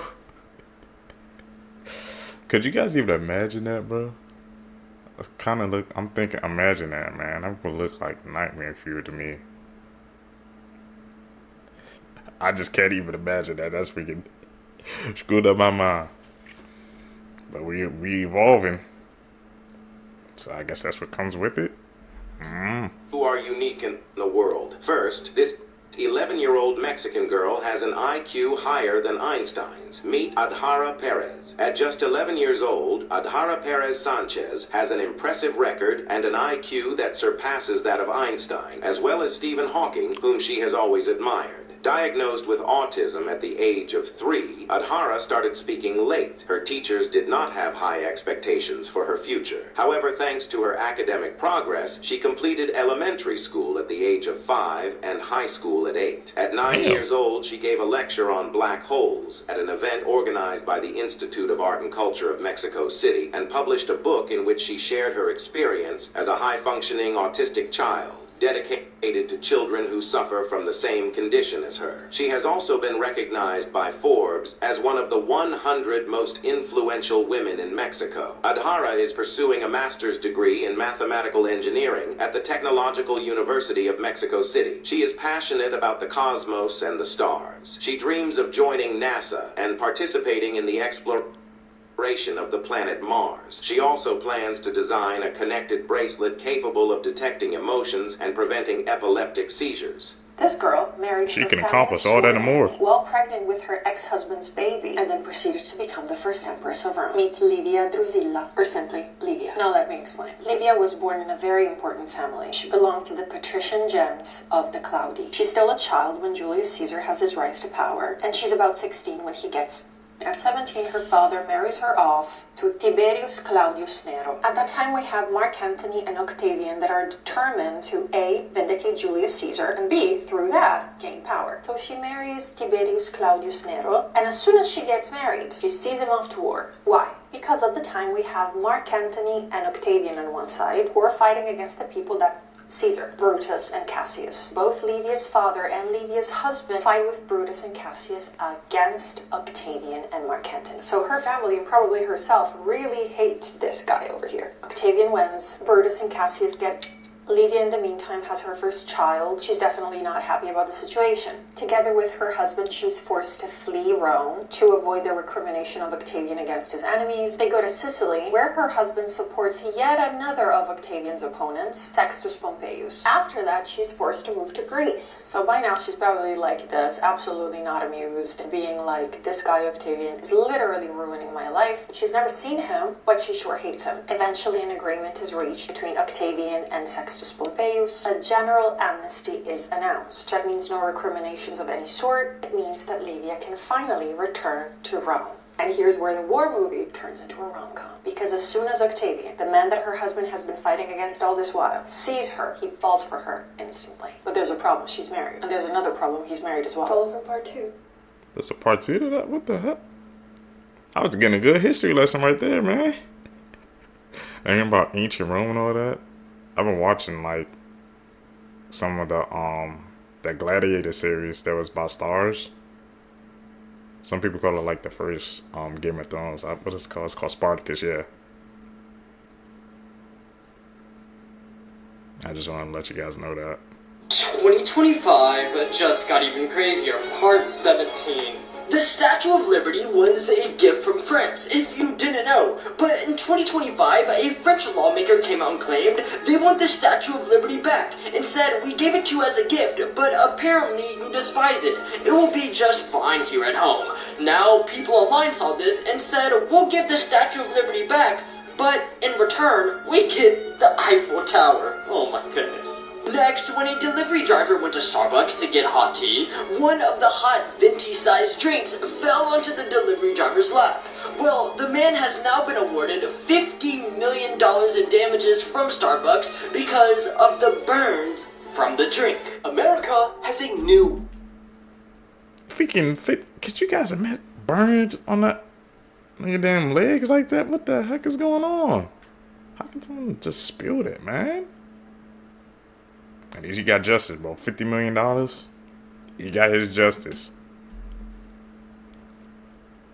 Gun, and it's one that uses facial recognition and fingerprint scanners. It's called the BioFire Smart Gun. It's the first to actually hit the market, and it's more controversial than you think. You see, to try and push for more firearm safety, this gun only works when its registered owner scans their face or their fingerprint, and the gun locks and becomes unusable as soon as it leaves their hand. It's also trickier to build one of these than you think, because it's not just a gun with a fingerprint scanner slapped on the top. It's actually the first gun ever to not rely on a physical trigger mechanism, but rather it sends an electrical signal to fire the bullets, and it can only get that signal if it's in the owner's hands. But also because of that, it's roughly twice the price at $1,500. Gun control advocates think it's a great idea, saying at least it can't be used in the wrong hands like a child or a criminal. But some firearm enthusiasts, not so keen. They fear that this technology could malfunction when you need it the most, or could be used as a slippery slope for more gun control laws over time. The question is, what do you guys think? Is this the gun that America needs, or not? This is the disturbing truth behind Home Alone. Okay, so we all know and love the movie Home Alone. But did you know the disturbing truth behind it? So, Kevin McAllister grows up to be Jigsaw in the Saw franchise. If you think about it, the traps that Kevin made in Home Alone were extremely sophisticated and advanced, especially for a kid. So, as he got older, his traps became way more brutal, twisted, and complex as an adult. So, Kevin McAllister is actually Jigsaw, and he fell in love putting people in traps ever since the robbers tried to rob his house. Okay, that one was kind of at my mind turning because I can kind of see that we know it's a theory, man, but you know, like it says, Jigsaw Saw, he loves his traps, man. Home Alone Kevin, he loves his traps also, man, so I definitely see some of the similarities between those two men, but I think that theory is kind of out there. And didn't they just announce like a couple of days ago that they're not making a new Saw movie, like it got canceled. So I don't know, man. That theory is kind of hard for me to get on, but I can see the similarities though. Maybe he got inspired by him, man. Top 3 strangest ways that people have died. Most people know what a Segway is. They came out just under 20 years ago, and they're basically a giant hoverboard with handles. And in 2009, a man bought Segway Inc. and became the CEO. And unfortunately, just 1 year later, in 2010, he fell off a cliff while on his own Segway while demonstrating its safety procedures. Coming in at number 2, we have the execution of George, the Duke of Clarence. He was the brother of 2 English kings and was sentenced to death in 1478. However, his only request for his execution is that he was to be drowned by a barrel of wine, which goes to show just how much he loved his drinks. And at number 1, the strangest way that somebody has ever died happened in 2013. In the middle of the night, a Brazilian man was fast asleep when a cow fell through his roof and crushed him. And apparently, according to local media of the town, this is the 3rd time that this has happened. Weird. Cows falling from the sky? Report at the hospital, there were several missed opportunities where the consultants went to, in some form or another, a meeting, an email, a conversation where they were raising these concerns. Arguably 15, 20 times they went to managers and flagged their concerns. And not only were they being dismissed, these external reports were being established that were, never going to get to the bottom of why the children were unexpectedly collapsing and dying. We know that now with hindsight. But they were also, by the end, being victimised, bullied. The doctors were actually looking for new jobs. Some of them, their mental health, really suffered because they felt this burden. Should we as individuals have gone to the police early? This is one of the heartbreaking true stories that likely inspired adolescents. When actor and writer Stephen Graham was asked about stories that inspired the show, he said, "Where it came from for me is there was an incident in Liverpool, a young girl, she was unalived to death by a young boy, and I just thought, why?" It's being reported that he was likely referring to the high-profile case of Ava White. Ava White was an innocent 12-year-old girl who lost her life after attending a Christmas light switch on in Liverpool city centre. She was reportedly approached by a group of teenage boys, and a verbal argument broke out after one of the boys apparently filmed her without her permission and put the video on Snapchat. After Ava asked for the video to be removed from Snapchat, one of the boys, who was aged 14 at the time, unalived her with a knife. I'm sorry I have to use this strange lingo on TikTok, I just don't want to have the video flagged. The schoolboys were all questioned by police, but ultimately it was decided that one of the boys, a 14-year-old,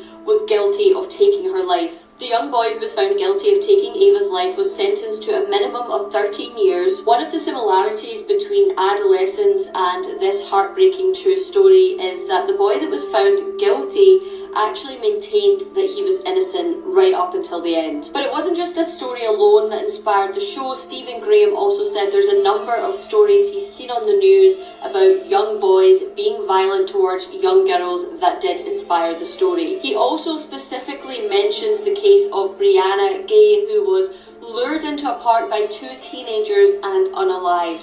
He said, "I just thought, what's going on and what is happening?" Facts that might save your life one day. Alright, so if a person you don't know shows up to your house and asks for help in the middle of the night, do not open the door, especially if you're a girl alone, because human traffickers tend to use these tactics to lure girls outside. So just make sure all your doors are locked and call the police straight away. Next, if you ever feel like something bad is about to happen, trust your guts and just leave, because in most cases you might be right. Now, if you're ever involved in a plane crash and it crashes in the ocean, whatever you do, do not inflate your life jacket. Instead, wait until you're outside the plane, because if you inflate it while you're inside, you could get trapped inside as the water level rises. And finally, if you were ever to go homeless during winter, do not sleep on the ground, because people have literally frozen to death that way. Instead, try to find some cardboard pieces and sleep on that, because the ground itself absorbs way more heat than cardboard. We learning. Those are some interesting facts, man. Especially while on the plane about not having, Life jacket. I didn't even know something like that could happen. You could get trapped in there by the water. Fun fact, I still have never flown on a plane before. And what's going on now? I don't think I will anytime soon. Can I lie to you guys, man? This video will keep you up at night. A man was working as a security guard at a warehouse during his night shift, and he began to feel a little creeped out when weird things started going on in the warehouse around him. He was the only one in the warehouse, and it was about 2:30 in the morning. So he brought out his phone in hopes to catch something unexplainable on camera. At first, the video he took seems pretty normal. There's absolutely nothing weird going on. But when he pans over to the food he brought, the apple moves on its own. He goes to reach for his apple, but right when he does this, the cup on his desk seemingly moves on its own. The man is obviously pretty frightened by this and doesn't know how to react. But when he goes to grab the cup, it again moves on its own away from his hand. Many people believe that this is staged, however, it looks pretty real. What do you guys think? Here are some accidents that changed the world forever. A scientist left a dirty Petri dish on his desk, came back days later, and then realized the mold inside had just killed bacteria, accidentally discovering antibiotics. A radar engineer felt a strange heat in his pocket, looked down and saw that his chocolate bar was melting. He had just invented the microwave. A chemist trying to make a super strong glue ended up with one so weak it barely stuck. But years later, that failure became Post-it notes. A naval engineer dropped a metal spring, watched it bounce perfectly down a flight of stairs, and turned that mistake into the slinky. A physicist experimenting with electricity saw his own bones glowing through his hand, and before he even knew what it was, he had discovered X-rays. A man pulled furs off his dog's fur, realized nature had built the perfect hook and loop system, and turned it into Velcro. A scientist building a heart monitor grabbed the wrong part, made the circuit pulse, and unknowingly created the first pacemaker. An ice cream vendor ran out of cups, spotted a waffle maker next to him, and rolled one into a cone, changing ice cream forever. Two astronomers kept hearing annoying static in their telescope, thought it was bird poop, and accidentally found proof of the Big Bang. A company selling wallpaper cleaner was going bankrupt until they realized kids were playing with it, so they rebranded it as Play-Doh. A scientist knocked a coated glass flask onto the floor, watched it crack but not shatter, and accidentally invented safety glass. A chemist absorbed an experimental chemical through his skin, started hallucinating, and unknowingly discovered LSD. This is the scariest. The LSD world, man. Imagine that never would have happened, man. I didn't realize so many of the greatest inventions, man, they came from just freak accidents or failures, and people just picked up with some of those ideas and just kept going. Goes to show you, man, there's success even in failures. Just gotta learn from them. Story about the school trip. An entire class of 6th graders went on a school trip one day. Everybody was taking pictures with their phones and cameras and having such a great time. But when they all got back to school, they started looking through all the photos they took, when suddenly one of the girls screamed, "Oh my God, what is that?" In the picture, one of the boys in the class was sitting on the bus, and nothing seemed strange about the photo until you looked at his reflection in the window.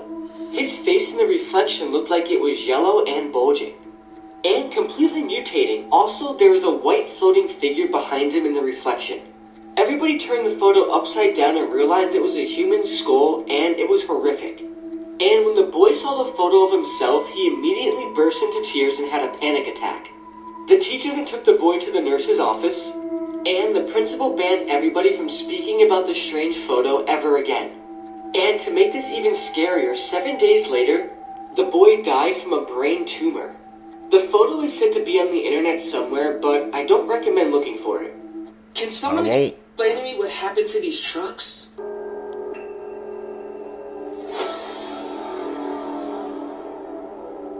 Would you rather live here with unlimited food and no internet, or date the third person who appears when you click share and then more? This is supposedly footage of an alien abduction caught on CCTV. Check it out. Just vanished.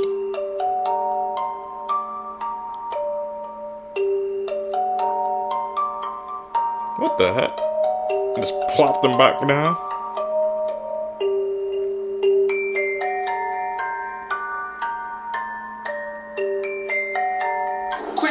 How old would you be if your age was flipped backwards? Let me know down below. Should this family get rid of this doll or not? It's what happens whenever I put her near my daughter's old Cabbage Patch doll. But that's not the weirdest part. There's no batteries. What the hell's going on? But wait, there's more. I even cut the wire to see if that would stop it. Is she causing this? Yeah. You know we don't do dolls over here, man. House opera with no bed and he cut the wires? I don't know if that's staged or not, man. That was eerie.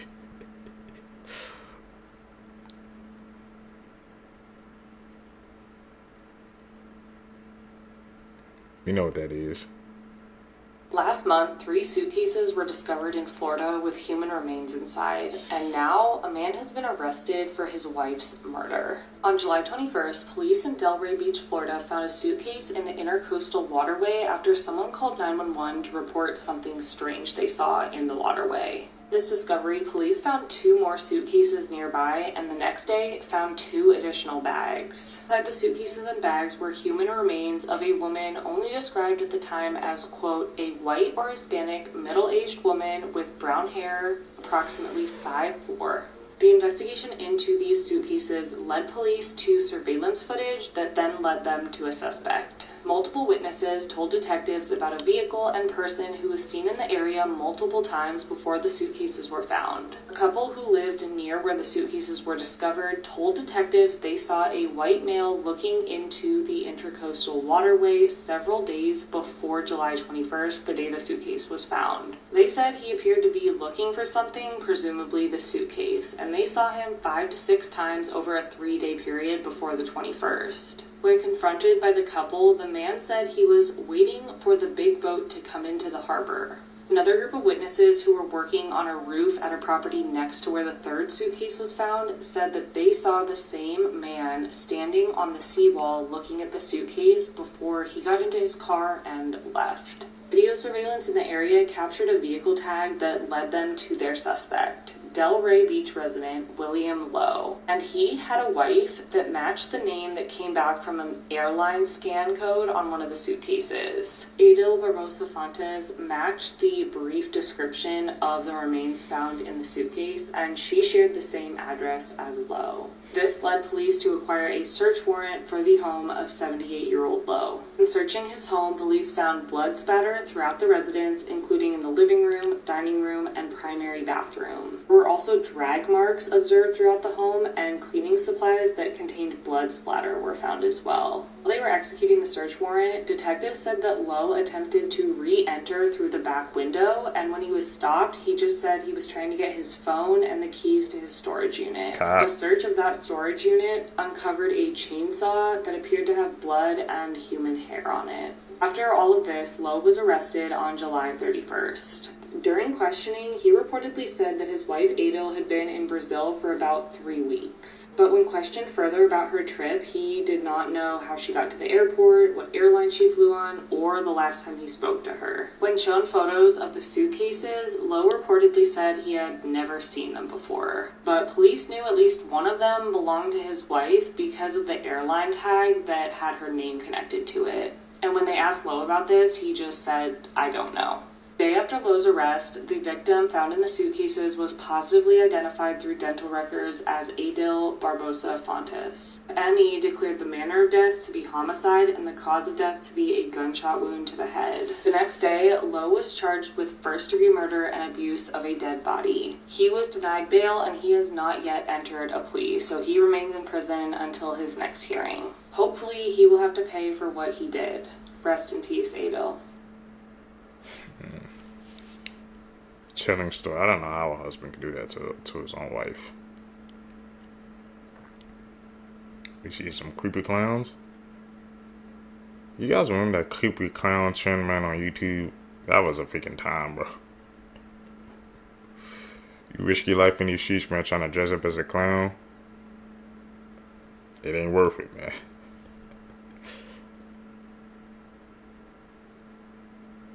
These clowns are freaking eerie, bro.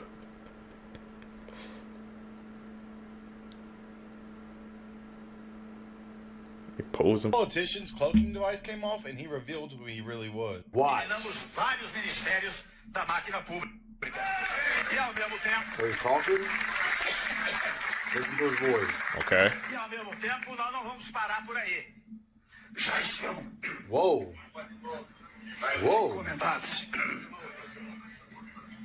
It sounded a little demonic. He's drinking water to try to fix it, and it's not fixing.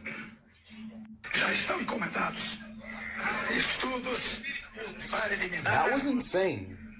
I've never heard anyone's voice crack like that. Me either. Stay weird.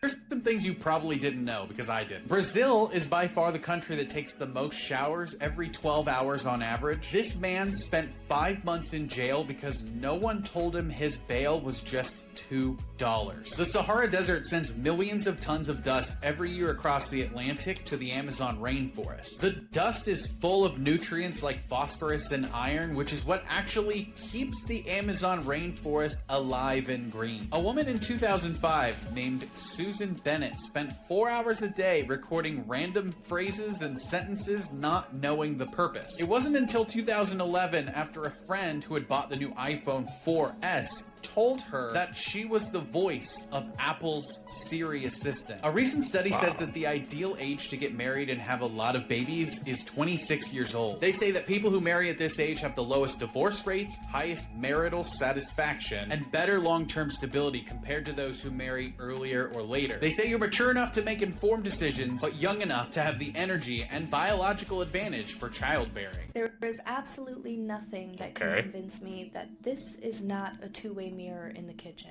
And that's a listing photo from this property that was recently for sale in Pennsylvania. Here's another view of it from outside just for good measure. And then this is what you see as soon as you walk in. A mirror in the kitchen, not one, but two. And while I don't think this one is a two-way mirror, it still just seems unnecessary to have this in the kitchen, especially when it's facing another mirror.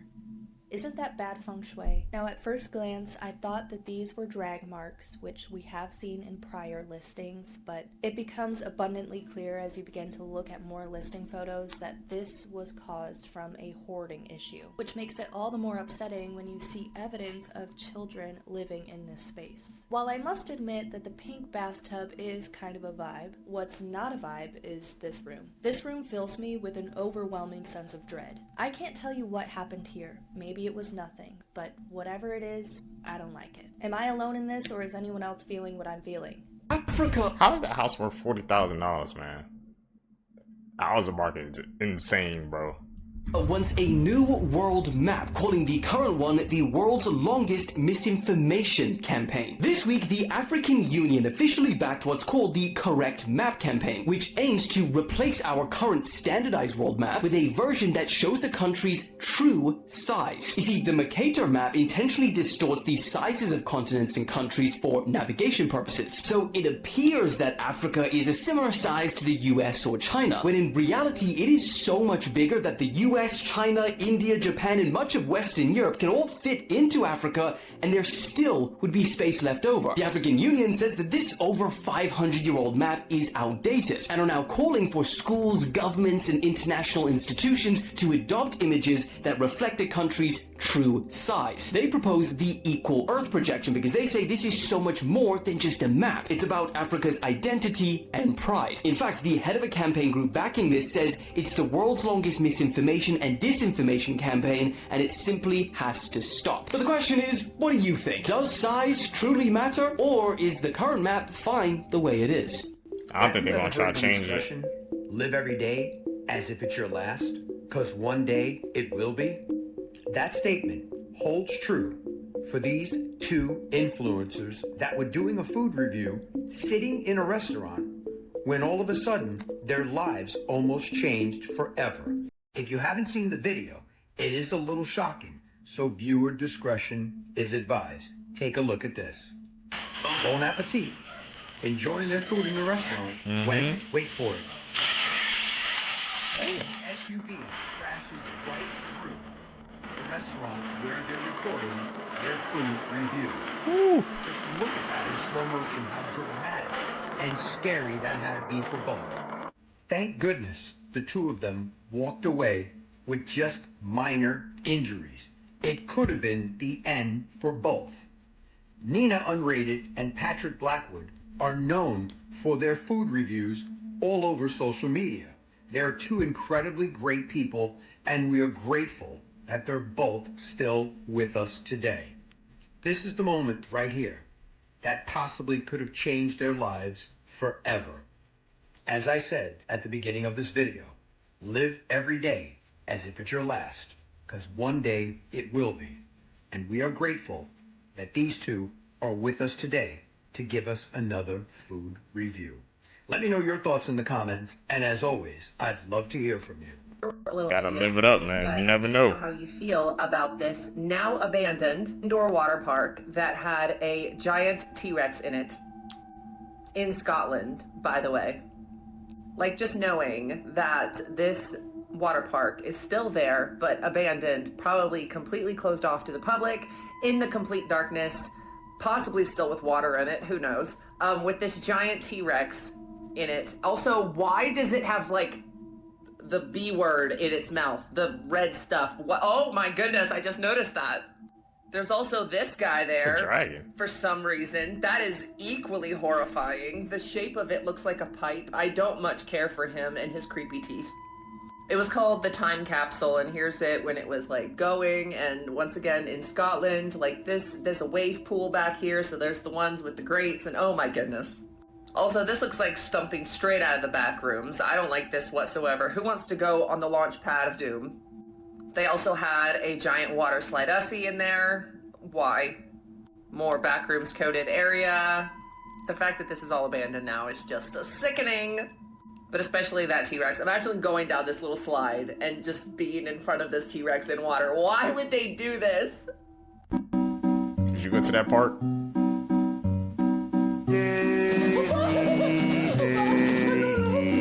Give me your answer.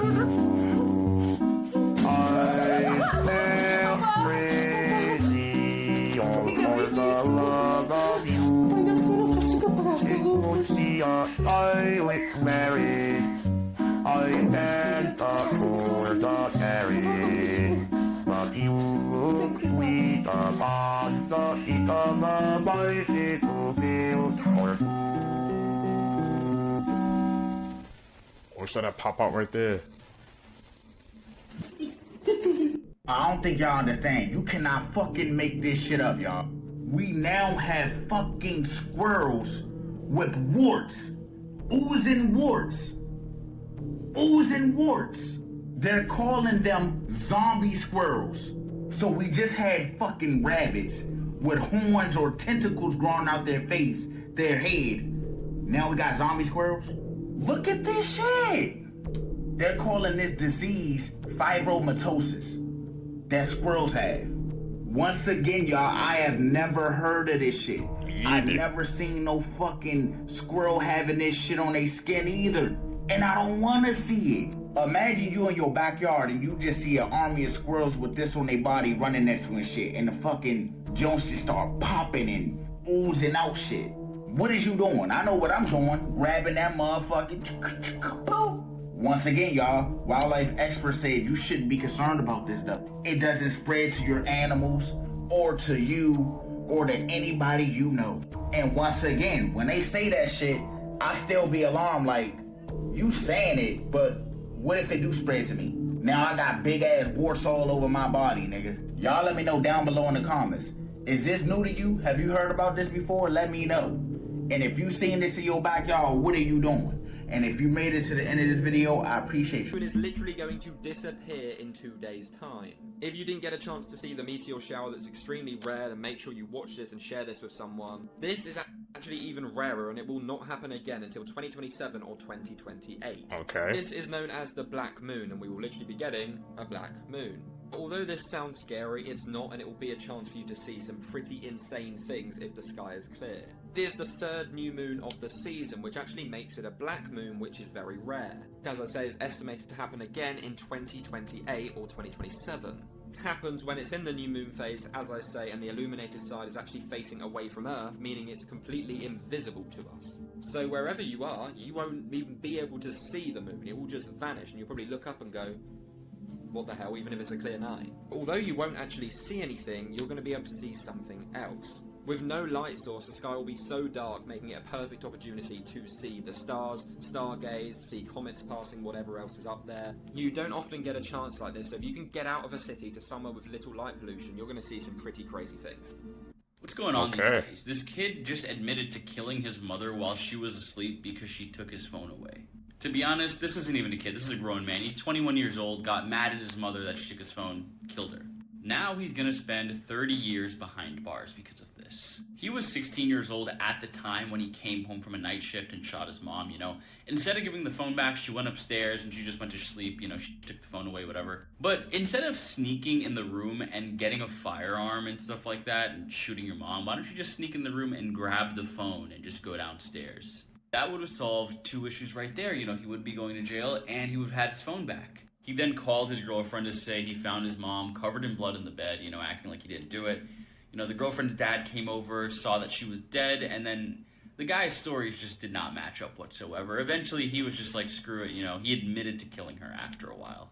Because he was a juvenile, too, at the time, that's why he probably didn't get a life sentence or, like, you know, the death penalty if they have that where they're from in Tennessee. But this is such a senseless case. Here's some over a phone, examples really? Of the Mandela effect, part 4. Do you remember sitting at your TV as a kid and seeing this come on? No, you unk status if you did, though.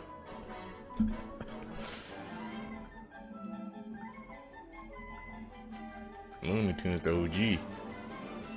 Most people will recall this being spelled like this. However, this was never the case. It was always spelled as tunes, not tunes. If you want or plan on buying great value shrimp, you better think twice about it. So the FDA is warning the public not to eat, serve, or sell Walmart's great value shrimp. And they're telling you this because it got contaminated with a radioactive substance. You heard what I just said? Walmart could be possibly selling radioactive shrimp. So apparently they detected these radioactive shrimp before they crossed the border. And if you didn't know, they were coming from an Indonesian distributor. And what they're saying this means is that none of these radioactive shrimp made it across the border. Or did they?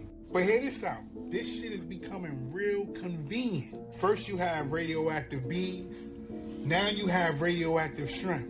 Now they're saying that all products are going to be banned from coming into the United States from this company. But what company are they talking about? Are they talking about Great Value? Or are they talking about the Indonesian company that they was getting the shrimp from? Think about it as this. Great Value is a cheap option. People usually like to get the cheap option. Is this the only time we're going to have to worry about a situation like this? Radioactive shrimp? What's next? I'm out. He's spitting, bro. Everybody, man, when it comes to that price range, bro, they were always going to go for the cheaper option. I wouldn't eat freaking buy seafood from freaking Walmart like that anyway.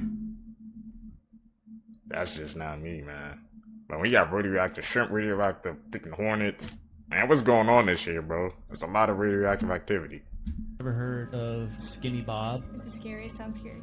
It's a little spooky. Skinny Bob was this random video posted by this channel, Ivan0135 on YouTube. And this video was posted 11 years ago. But in this video, a collection of videos from 1942 to 1969 of interviewing an alien. The crazy thing about this Ivan0135 dude, never monetized the videos, never came out and said who it was. So you look at that and you think, that does kind of look like it'd be CGI or something, right? Yeah. It's been tested by studios and it has not been discredited yet. Ever? They said the way that it was filmed, because it was filmed on like one of those old cameras. Yeah. They said it was completely accurate with an old camera. The theories are that it was a real government film. Simply that it's connected to the Majestic 12 group. That's basically what we would call the Men in Black now. Okay. But it's a group of like different division of that, the CIA. Government, yeah. Of just focuses on that. Some believe that was actually from the KGB too. No one's taking credit for it either. Maybe that was the whole thing. It's like, I can't put my name on this, but I can put it out. It's insane. Now, of course, Google will tell you these inventors were nothing but con men, liars, frauds, or just scientists with great ideas who didn't know any better. It will also tell you 0 point energy is impossible, and anyone who stands up for it or even talks about it is attacked or shamed for spreading misinformation. Google debunkers. Compliant NPCs who believe they can irrefutably debunk any extreme claim with a 5-second Google search truly are the downfall of society. The modern-day version of Vladimir Lenin's useful idiot. Google debunkers. Love you guys. You're not allowed to talk like that. You present your theories as if they are fact. Morbid Facts, Part 702. Carlos Haffy Rodriguez was ejected through a windshield in a drug-fueled crash as a teenager, smashing his skull so badly that surgeons had to remove the entire upper half of it, leaving his brain covered only by skin. Incredibly, he survived without any severe cognitive damage, but went on to rack up arrests for drugs, arson, and other crimes, his caved-in head becoming one of the internet's most infamous mugshots. Here's a photo of tobacco company CEOs declaring under oath that nicotine is not addictive. The moment became infamous when internal documents later revealed that tobacco executives had known for decades about nicotine's highly addictive properties and had even manipulated nicotine levels in cigarettes to enhance dependency. In 18th century Europe, the wealthy often devoured sugar with no real dental care, rotting their teeth into black stumps that often fell out. To keep up appearances, they wore dentures, not wooden as legend claims, but often filled with real human teeth. These were bought from the poor, pulled from slaves or prisoners, or scavenged from battlefields, sometimes still bloody from fallen soldiers. With no concept of sterilization, they could carry infections, even syphilis, into the wearer's mouth. In advanced cases, the disease could slowly eat away at the face, collapsing the nose and leaving a grotesque hollow mask where features used to be. So they Your nicotine fact was insane. Taking the natural process away, I don't too much like that. What make this more interesting is look who's behind this project. But y'all let me know y'all thoughts on this video in the comments on what y'all think about them just making food poof out of thin air from a machine. In the comments, like or follow for more wisdom, and stay tuned. People are now mad at Jenna Ortega after what she just said on the newest red carpet for Wednesday season 2, and people are not happy with Jenna's response. So after Jenna Ortega was at a Wednesday red carpet in South Korea, after people are saying that Jenna Ortega was giving an interviewer a hard time, and even more worse, so this is all coming after some strange behavior that Jenna has been doing on the other Wednesday red carpets. They're saying that she is being shy one moment, then happy the next, as well as other moments where she has been crashing out on fans that have been asking for autographs, with a lot of people saying that there seems to be something wrong and that all of this drama in South Korea makes everything so much more worser. And this is where it gets even more insaner. So what happened is that on the red carpet in South Korea, where a magician was doing a magic trick to Jenna Ortega, the magician asked her what kind of card that Jenna Ortega had, and her response was spade. And seemingly the magician asked her if she could repeat what she said, and then Jenna was seemingly not happy that she had to repeat herself, and the way that she said spade the second time, should people really be mad over this? So this guy drags a magnet across sand on a beach and picks up a bunch of heavy metals, and you'll actually see him melt down these metals, and it's interesting what you see at the end here. Perhaps aluminum, you know, something that they admit that they're spraying in the skies. Look at this, he melts it, takes some water.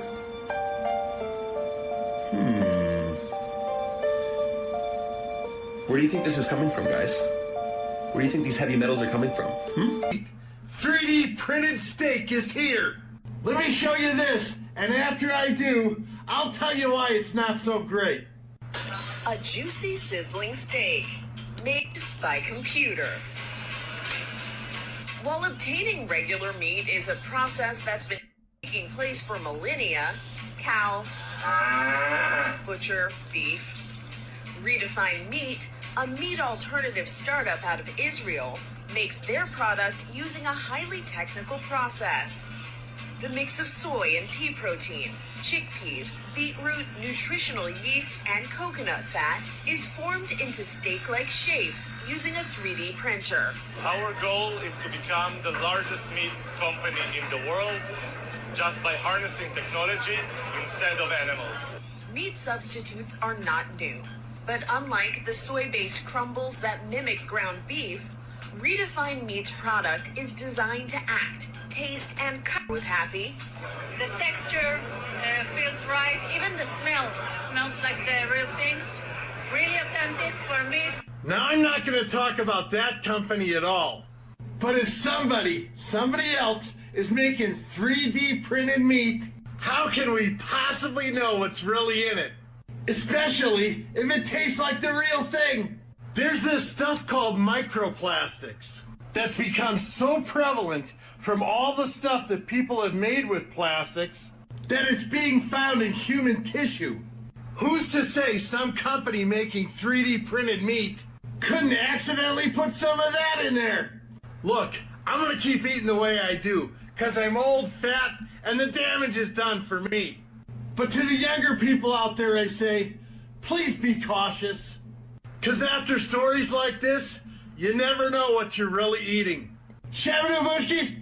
Athletes are allowed to take performance-enhancing drugs. What? It's called the Enhanced Games, and while it's got nothing to do with the Olympics organization, in fact, I don't think they like this idea at all, they promise to have all of the same events, including freaking combat sports, while the athletes can pump, juice, and dope however they see fit. The founder, Aaron D'Souza, says that they want to break every world record there is, and claim that these games will fundamentally change the trajectory of not just sports, but humanity as a whole. However, not everyone's on board with the idea. The head of the US anti-doping agency called it a dangerous clown show. Two-time Olympic champion Kieran Perkins said it was borderline criminal and that someone would die if it was allowed to go ahead. Now, in response to the criticism, the games actually believe that sport could be safer without drug testing, saying that because athletes would be able to openly seek performance-enhancing drugs, they wouldn't have to buy them from shady illicit sources, and that medical advice and monitoring will be on hand at all times to pick up any danger signs in the athlete's systems.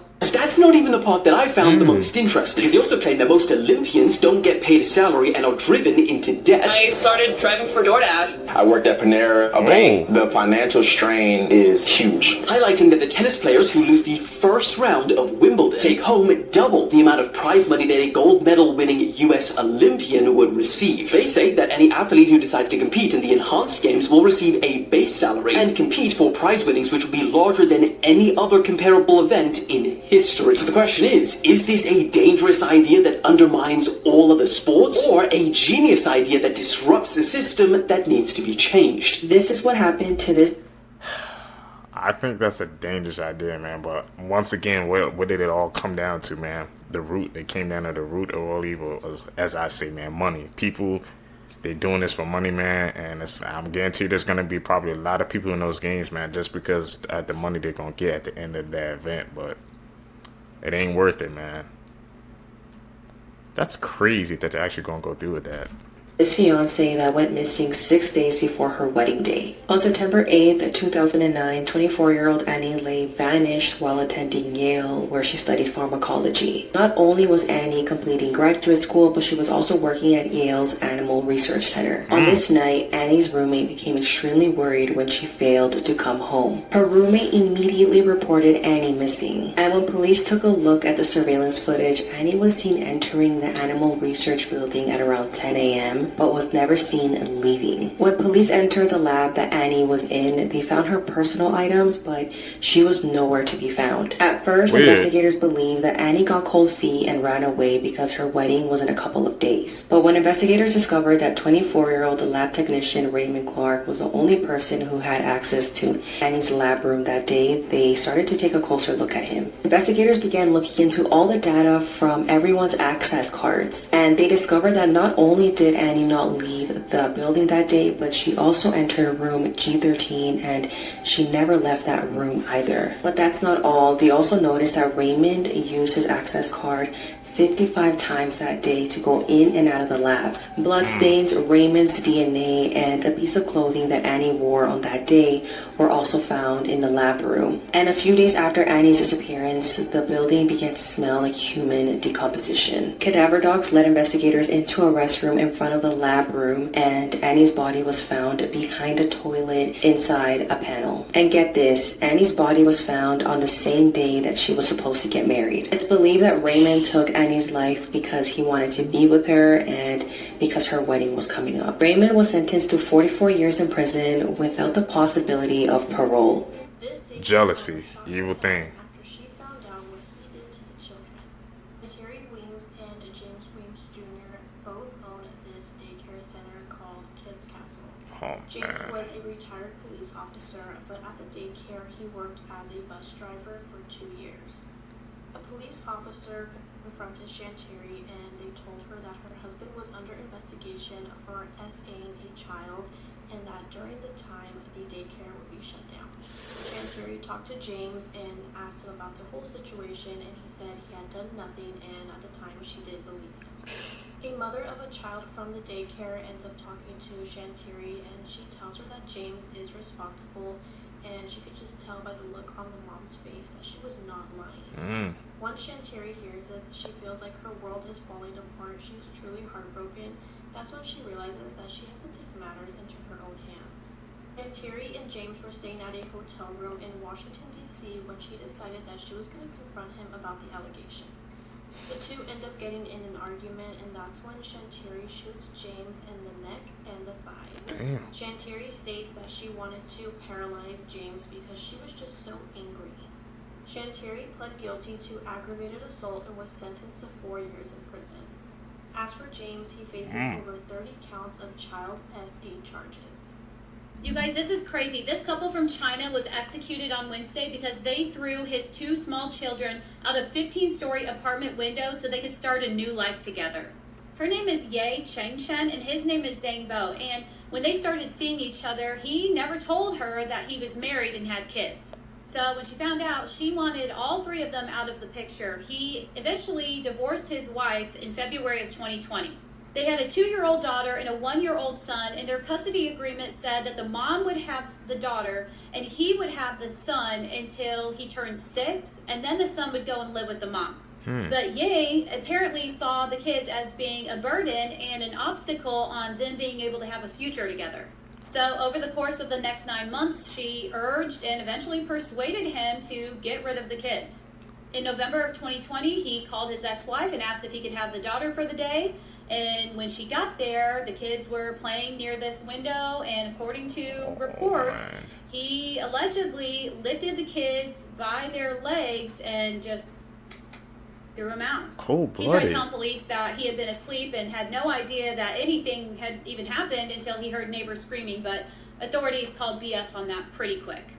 They were both found guilty of first-degree premeditated murder, and they were sentenced to death in December of 2021. But then there was this lengthy appeals process, and the court said that their first decision was absolutely appropriate, and they upheld their sentence. This is the kid's mom. As you can imagine, she was completely beside herself. So that was all based on a game, and not, I guess, there wasn't no validity to it? Because they had the backgrounds and shit said it was in the Appalachian Mountains. What do you guys think about that one? Edit? Or was that real? Was bit by this priest when she tried to receive the Holy Communion. Trying to force it into my mouth. And I was like, no, you're not going to do that. And he's like, you want the bread, right? And I was like, not this way. So again, I'm not going to front. I went and I tried to grab another cookie, and that's when he literally grabbed my hand, and he just bit me, and I tried to just back away, but it was very indented before, and then, volunteer. Yeah, people that stay in church right now. Okay. Yes. Okay, and you want to press charges? Yes. Okay. This happened in Florida during a Sunday Mass at St. Thomas Aquinas Church when this woman came up to receive the Holy Communion and was denied by the priest. She then put her hand inside where the priest held the host and tried to take it for herself. The priest then bit her arm so that she would let go, and he said that he had no other choice and that it's his duty to protect the Holy Communion. Now, this woman argues that the priest refused to give her the communion because she's a lesbian. But when authorities spoke to the priest, he said that he didn't even know that information and clarified that there's a rule that before anyone receives the communion, they need to confess first, which she apparently didn't do. You said it, and the nice lady out there said the same thing, that as long as you do the correct steps for the religion, you can receive communion just like everybody else. Of course. Okay. I know people who are homosexuals. They are not in a relationship. They want to be good Christians. They are following the rules. and I give them the communion. I'm not judging them. It's not my, you know. But this woman said that she genuinely felt like she was treated this way because of her sexual orientation and will be pressing charges. These are videos you can never watch at night. We all know how there's some videos where you just can't watch them at night because they're that scary. Yep. Well, in this series, I'll be showing you all of those videos. So be ready to get terrified. Who are you?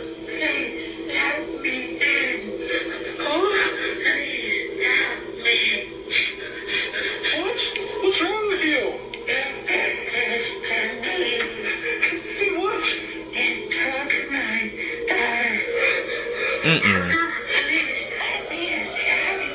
Well, I know I'm not sleeping after watching that video. This video has been going viral recently and nobody knows the origins of it. It shows what appears to be a ghostly woman standing outside of some man's window at night. And she says something took her daughter and did this to her. But nobody knows what that is. The man who uploaded the video hasn't updated anybody on if he's seen her again, or if he's okay, leaving people to worry about him. But I can't imagine looking out my window at night and seeing this. This video is I feel like that was an terrifying, edit. especially if you have children, so please be warned before watching. On the 19th of April, a group of school children were out playing in broad daylight. They were students of Black Forest Hills Elementary School in Colorado. At around 2:20 p.m. on the day in question, one of the 5th graders' lives would be changed forever. CCTV captured an absolutely horrifying experience.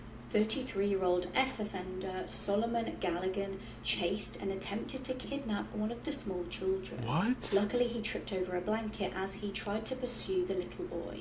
He continued to lunge at the small child as the kid screamed stranger danger Nobody to helped? teachers. Now, initially, Solomon did manage to flee the area and escape for a short while.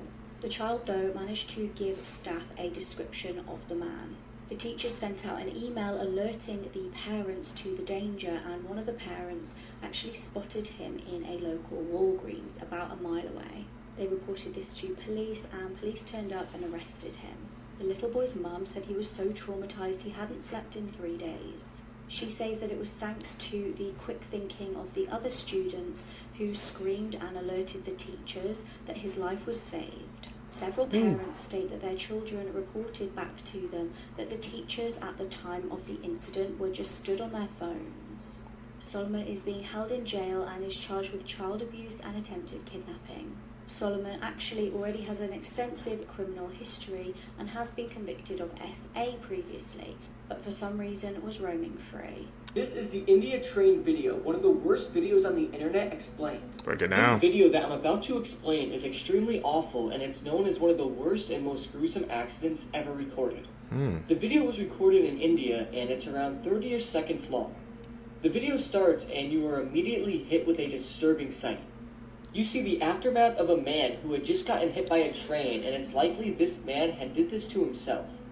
The man has a pretty large crowd around him filming the situation on their phones. The man has been completely cut in half, and you can see his intestines hanging out of his body. And crazy enough, the man is still conscious and aware, but he is in a state of extreme shock. The crowd surrounding him, which also includes children, continue to look on and observe. And despite being cut in half, the man appears to stand up on his hands, and he manages to do this for about a second, until he hits the ground again.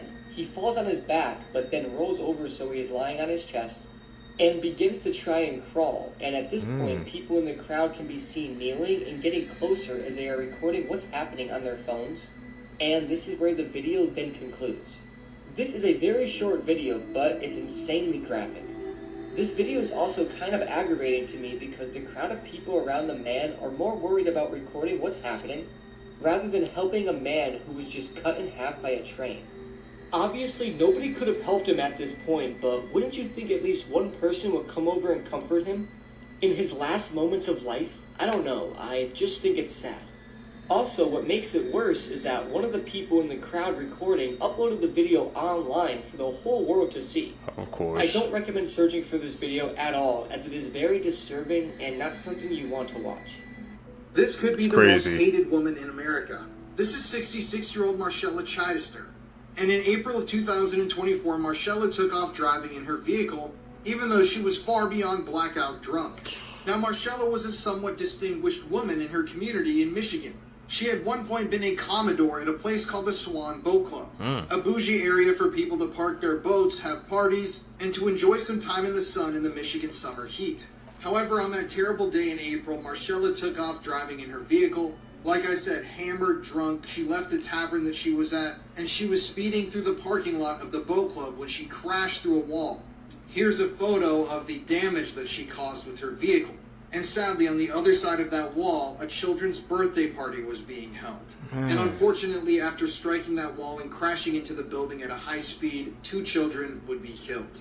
Those kids were 8-year-old Lena Phillips and her 4-year-old brother, Zane Phillips. Both of these 2 innocent angels were pronounced dead at the scene. In addition, a 14-year-old male and an 18-year-old female were both seriously injured, all because of Marcella's selfish actions. Marcella's eventual arraignment was absolutely heartbreaking and filled with so many tears from everybody that was there. Truly, the videos and photos of this event are some of the most heartbreaking I think I've ever seen. And as someone that has struggled with alcoholism in my past and kind of beaten it to a degree, stories like this really hit home for me. There's nothing more selfish in this life than getting behind the wheel of a vehicle when you're blackout drunk. It is crazy to me. And it's because of this one woman's selfish actions that there are 2 less children in the world today. And I really hope that she is persecuted to the fullest extent of the law. If you want to hear more true crime stories, listen to the podcast Murder in America that I co-host with my wife Courtney. It's available now on all streaming platforms. The thing I never got, Seekers, man, it's like, bro, like he said, if you think you can get that, like, you know, man, why don't you just have like a designated driver, call a Lyft or Uber? Like, there's no reason to risk your life or risk somebody else's life just because you trying to drive home. It's never worth it, man. Stories like this make me don't even want to drink. I don't drink, but that's just another sign already of me to stay away from that type of stuff.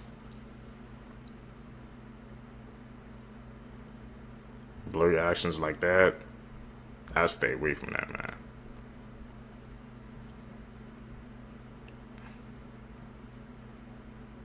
Where the sky, you know, these edit, call them out when they see him, man. The man behind me is the real-life human Dracula. Come again? His name is Tsutomu Miyazaki. He was born with a deformity that fused his wrists with his hands, so he was bullied a ton growing up. Then one day, later on in adulthood in 1988, something snapped in him. He started abducting little children, specifically little girls, and engaging in necrophilia.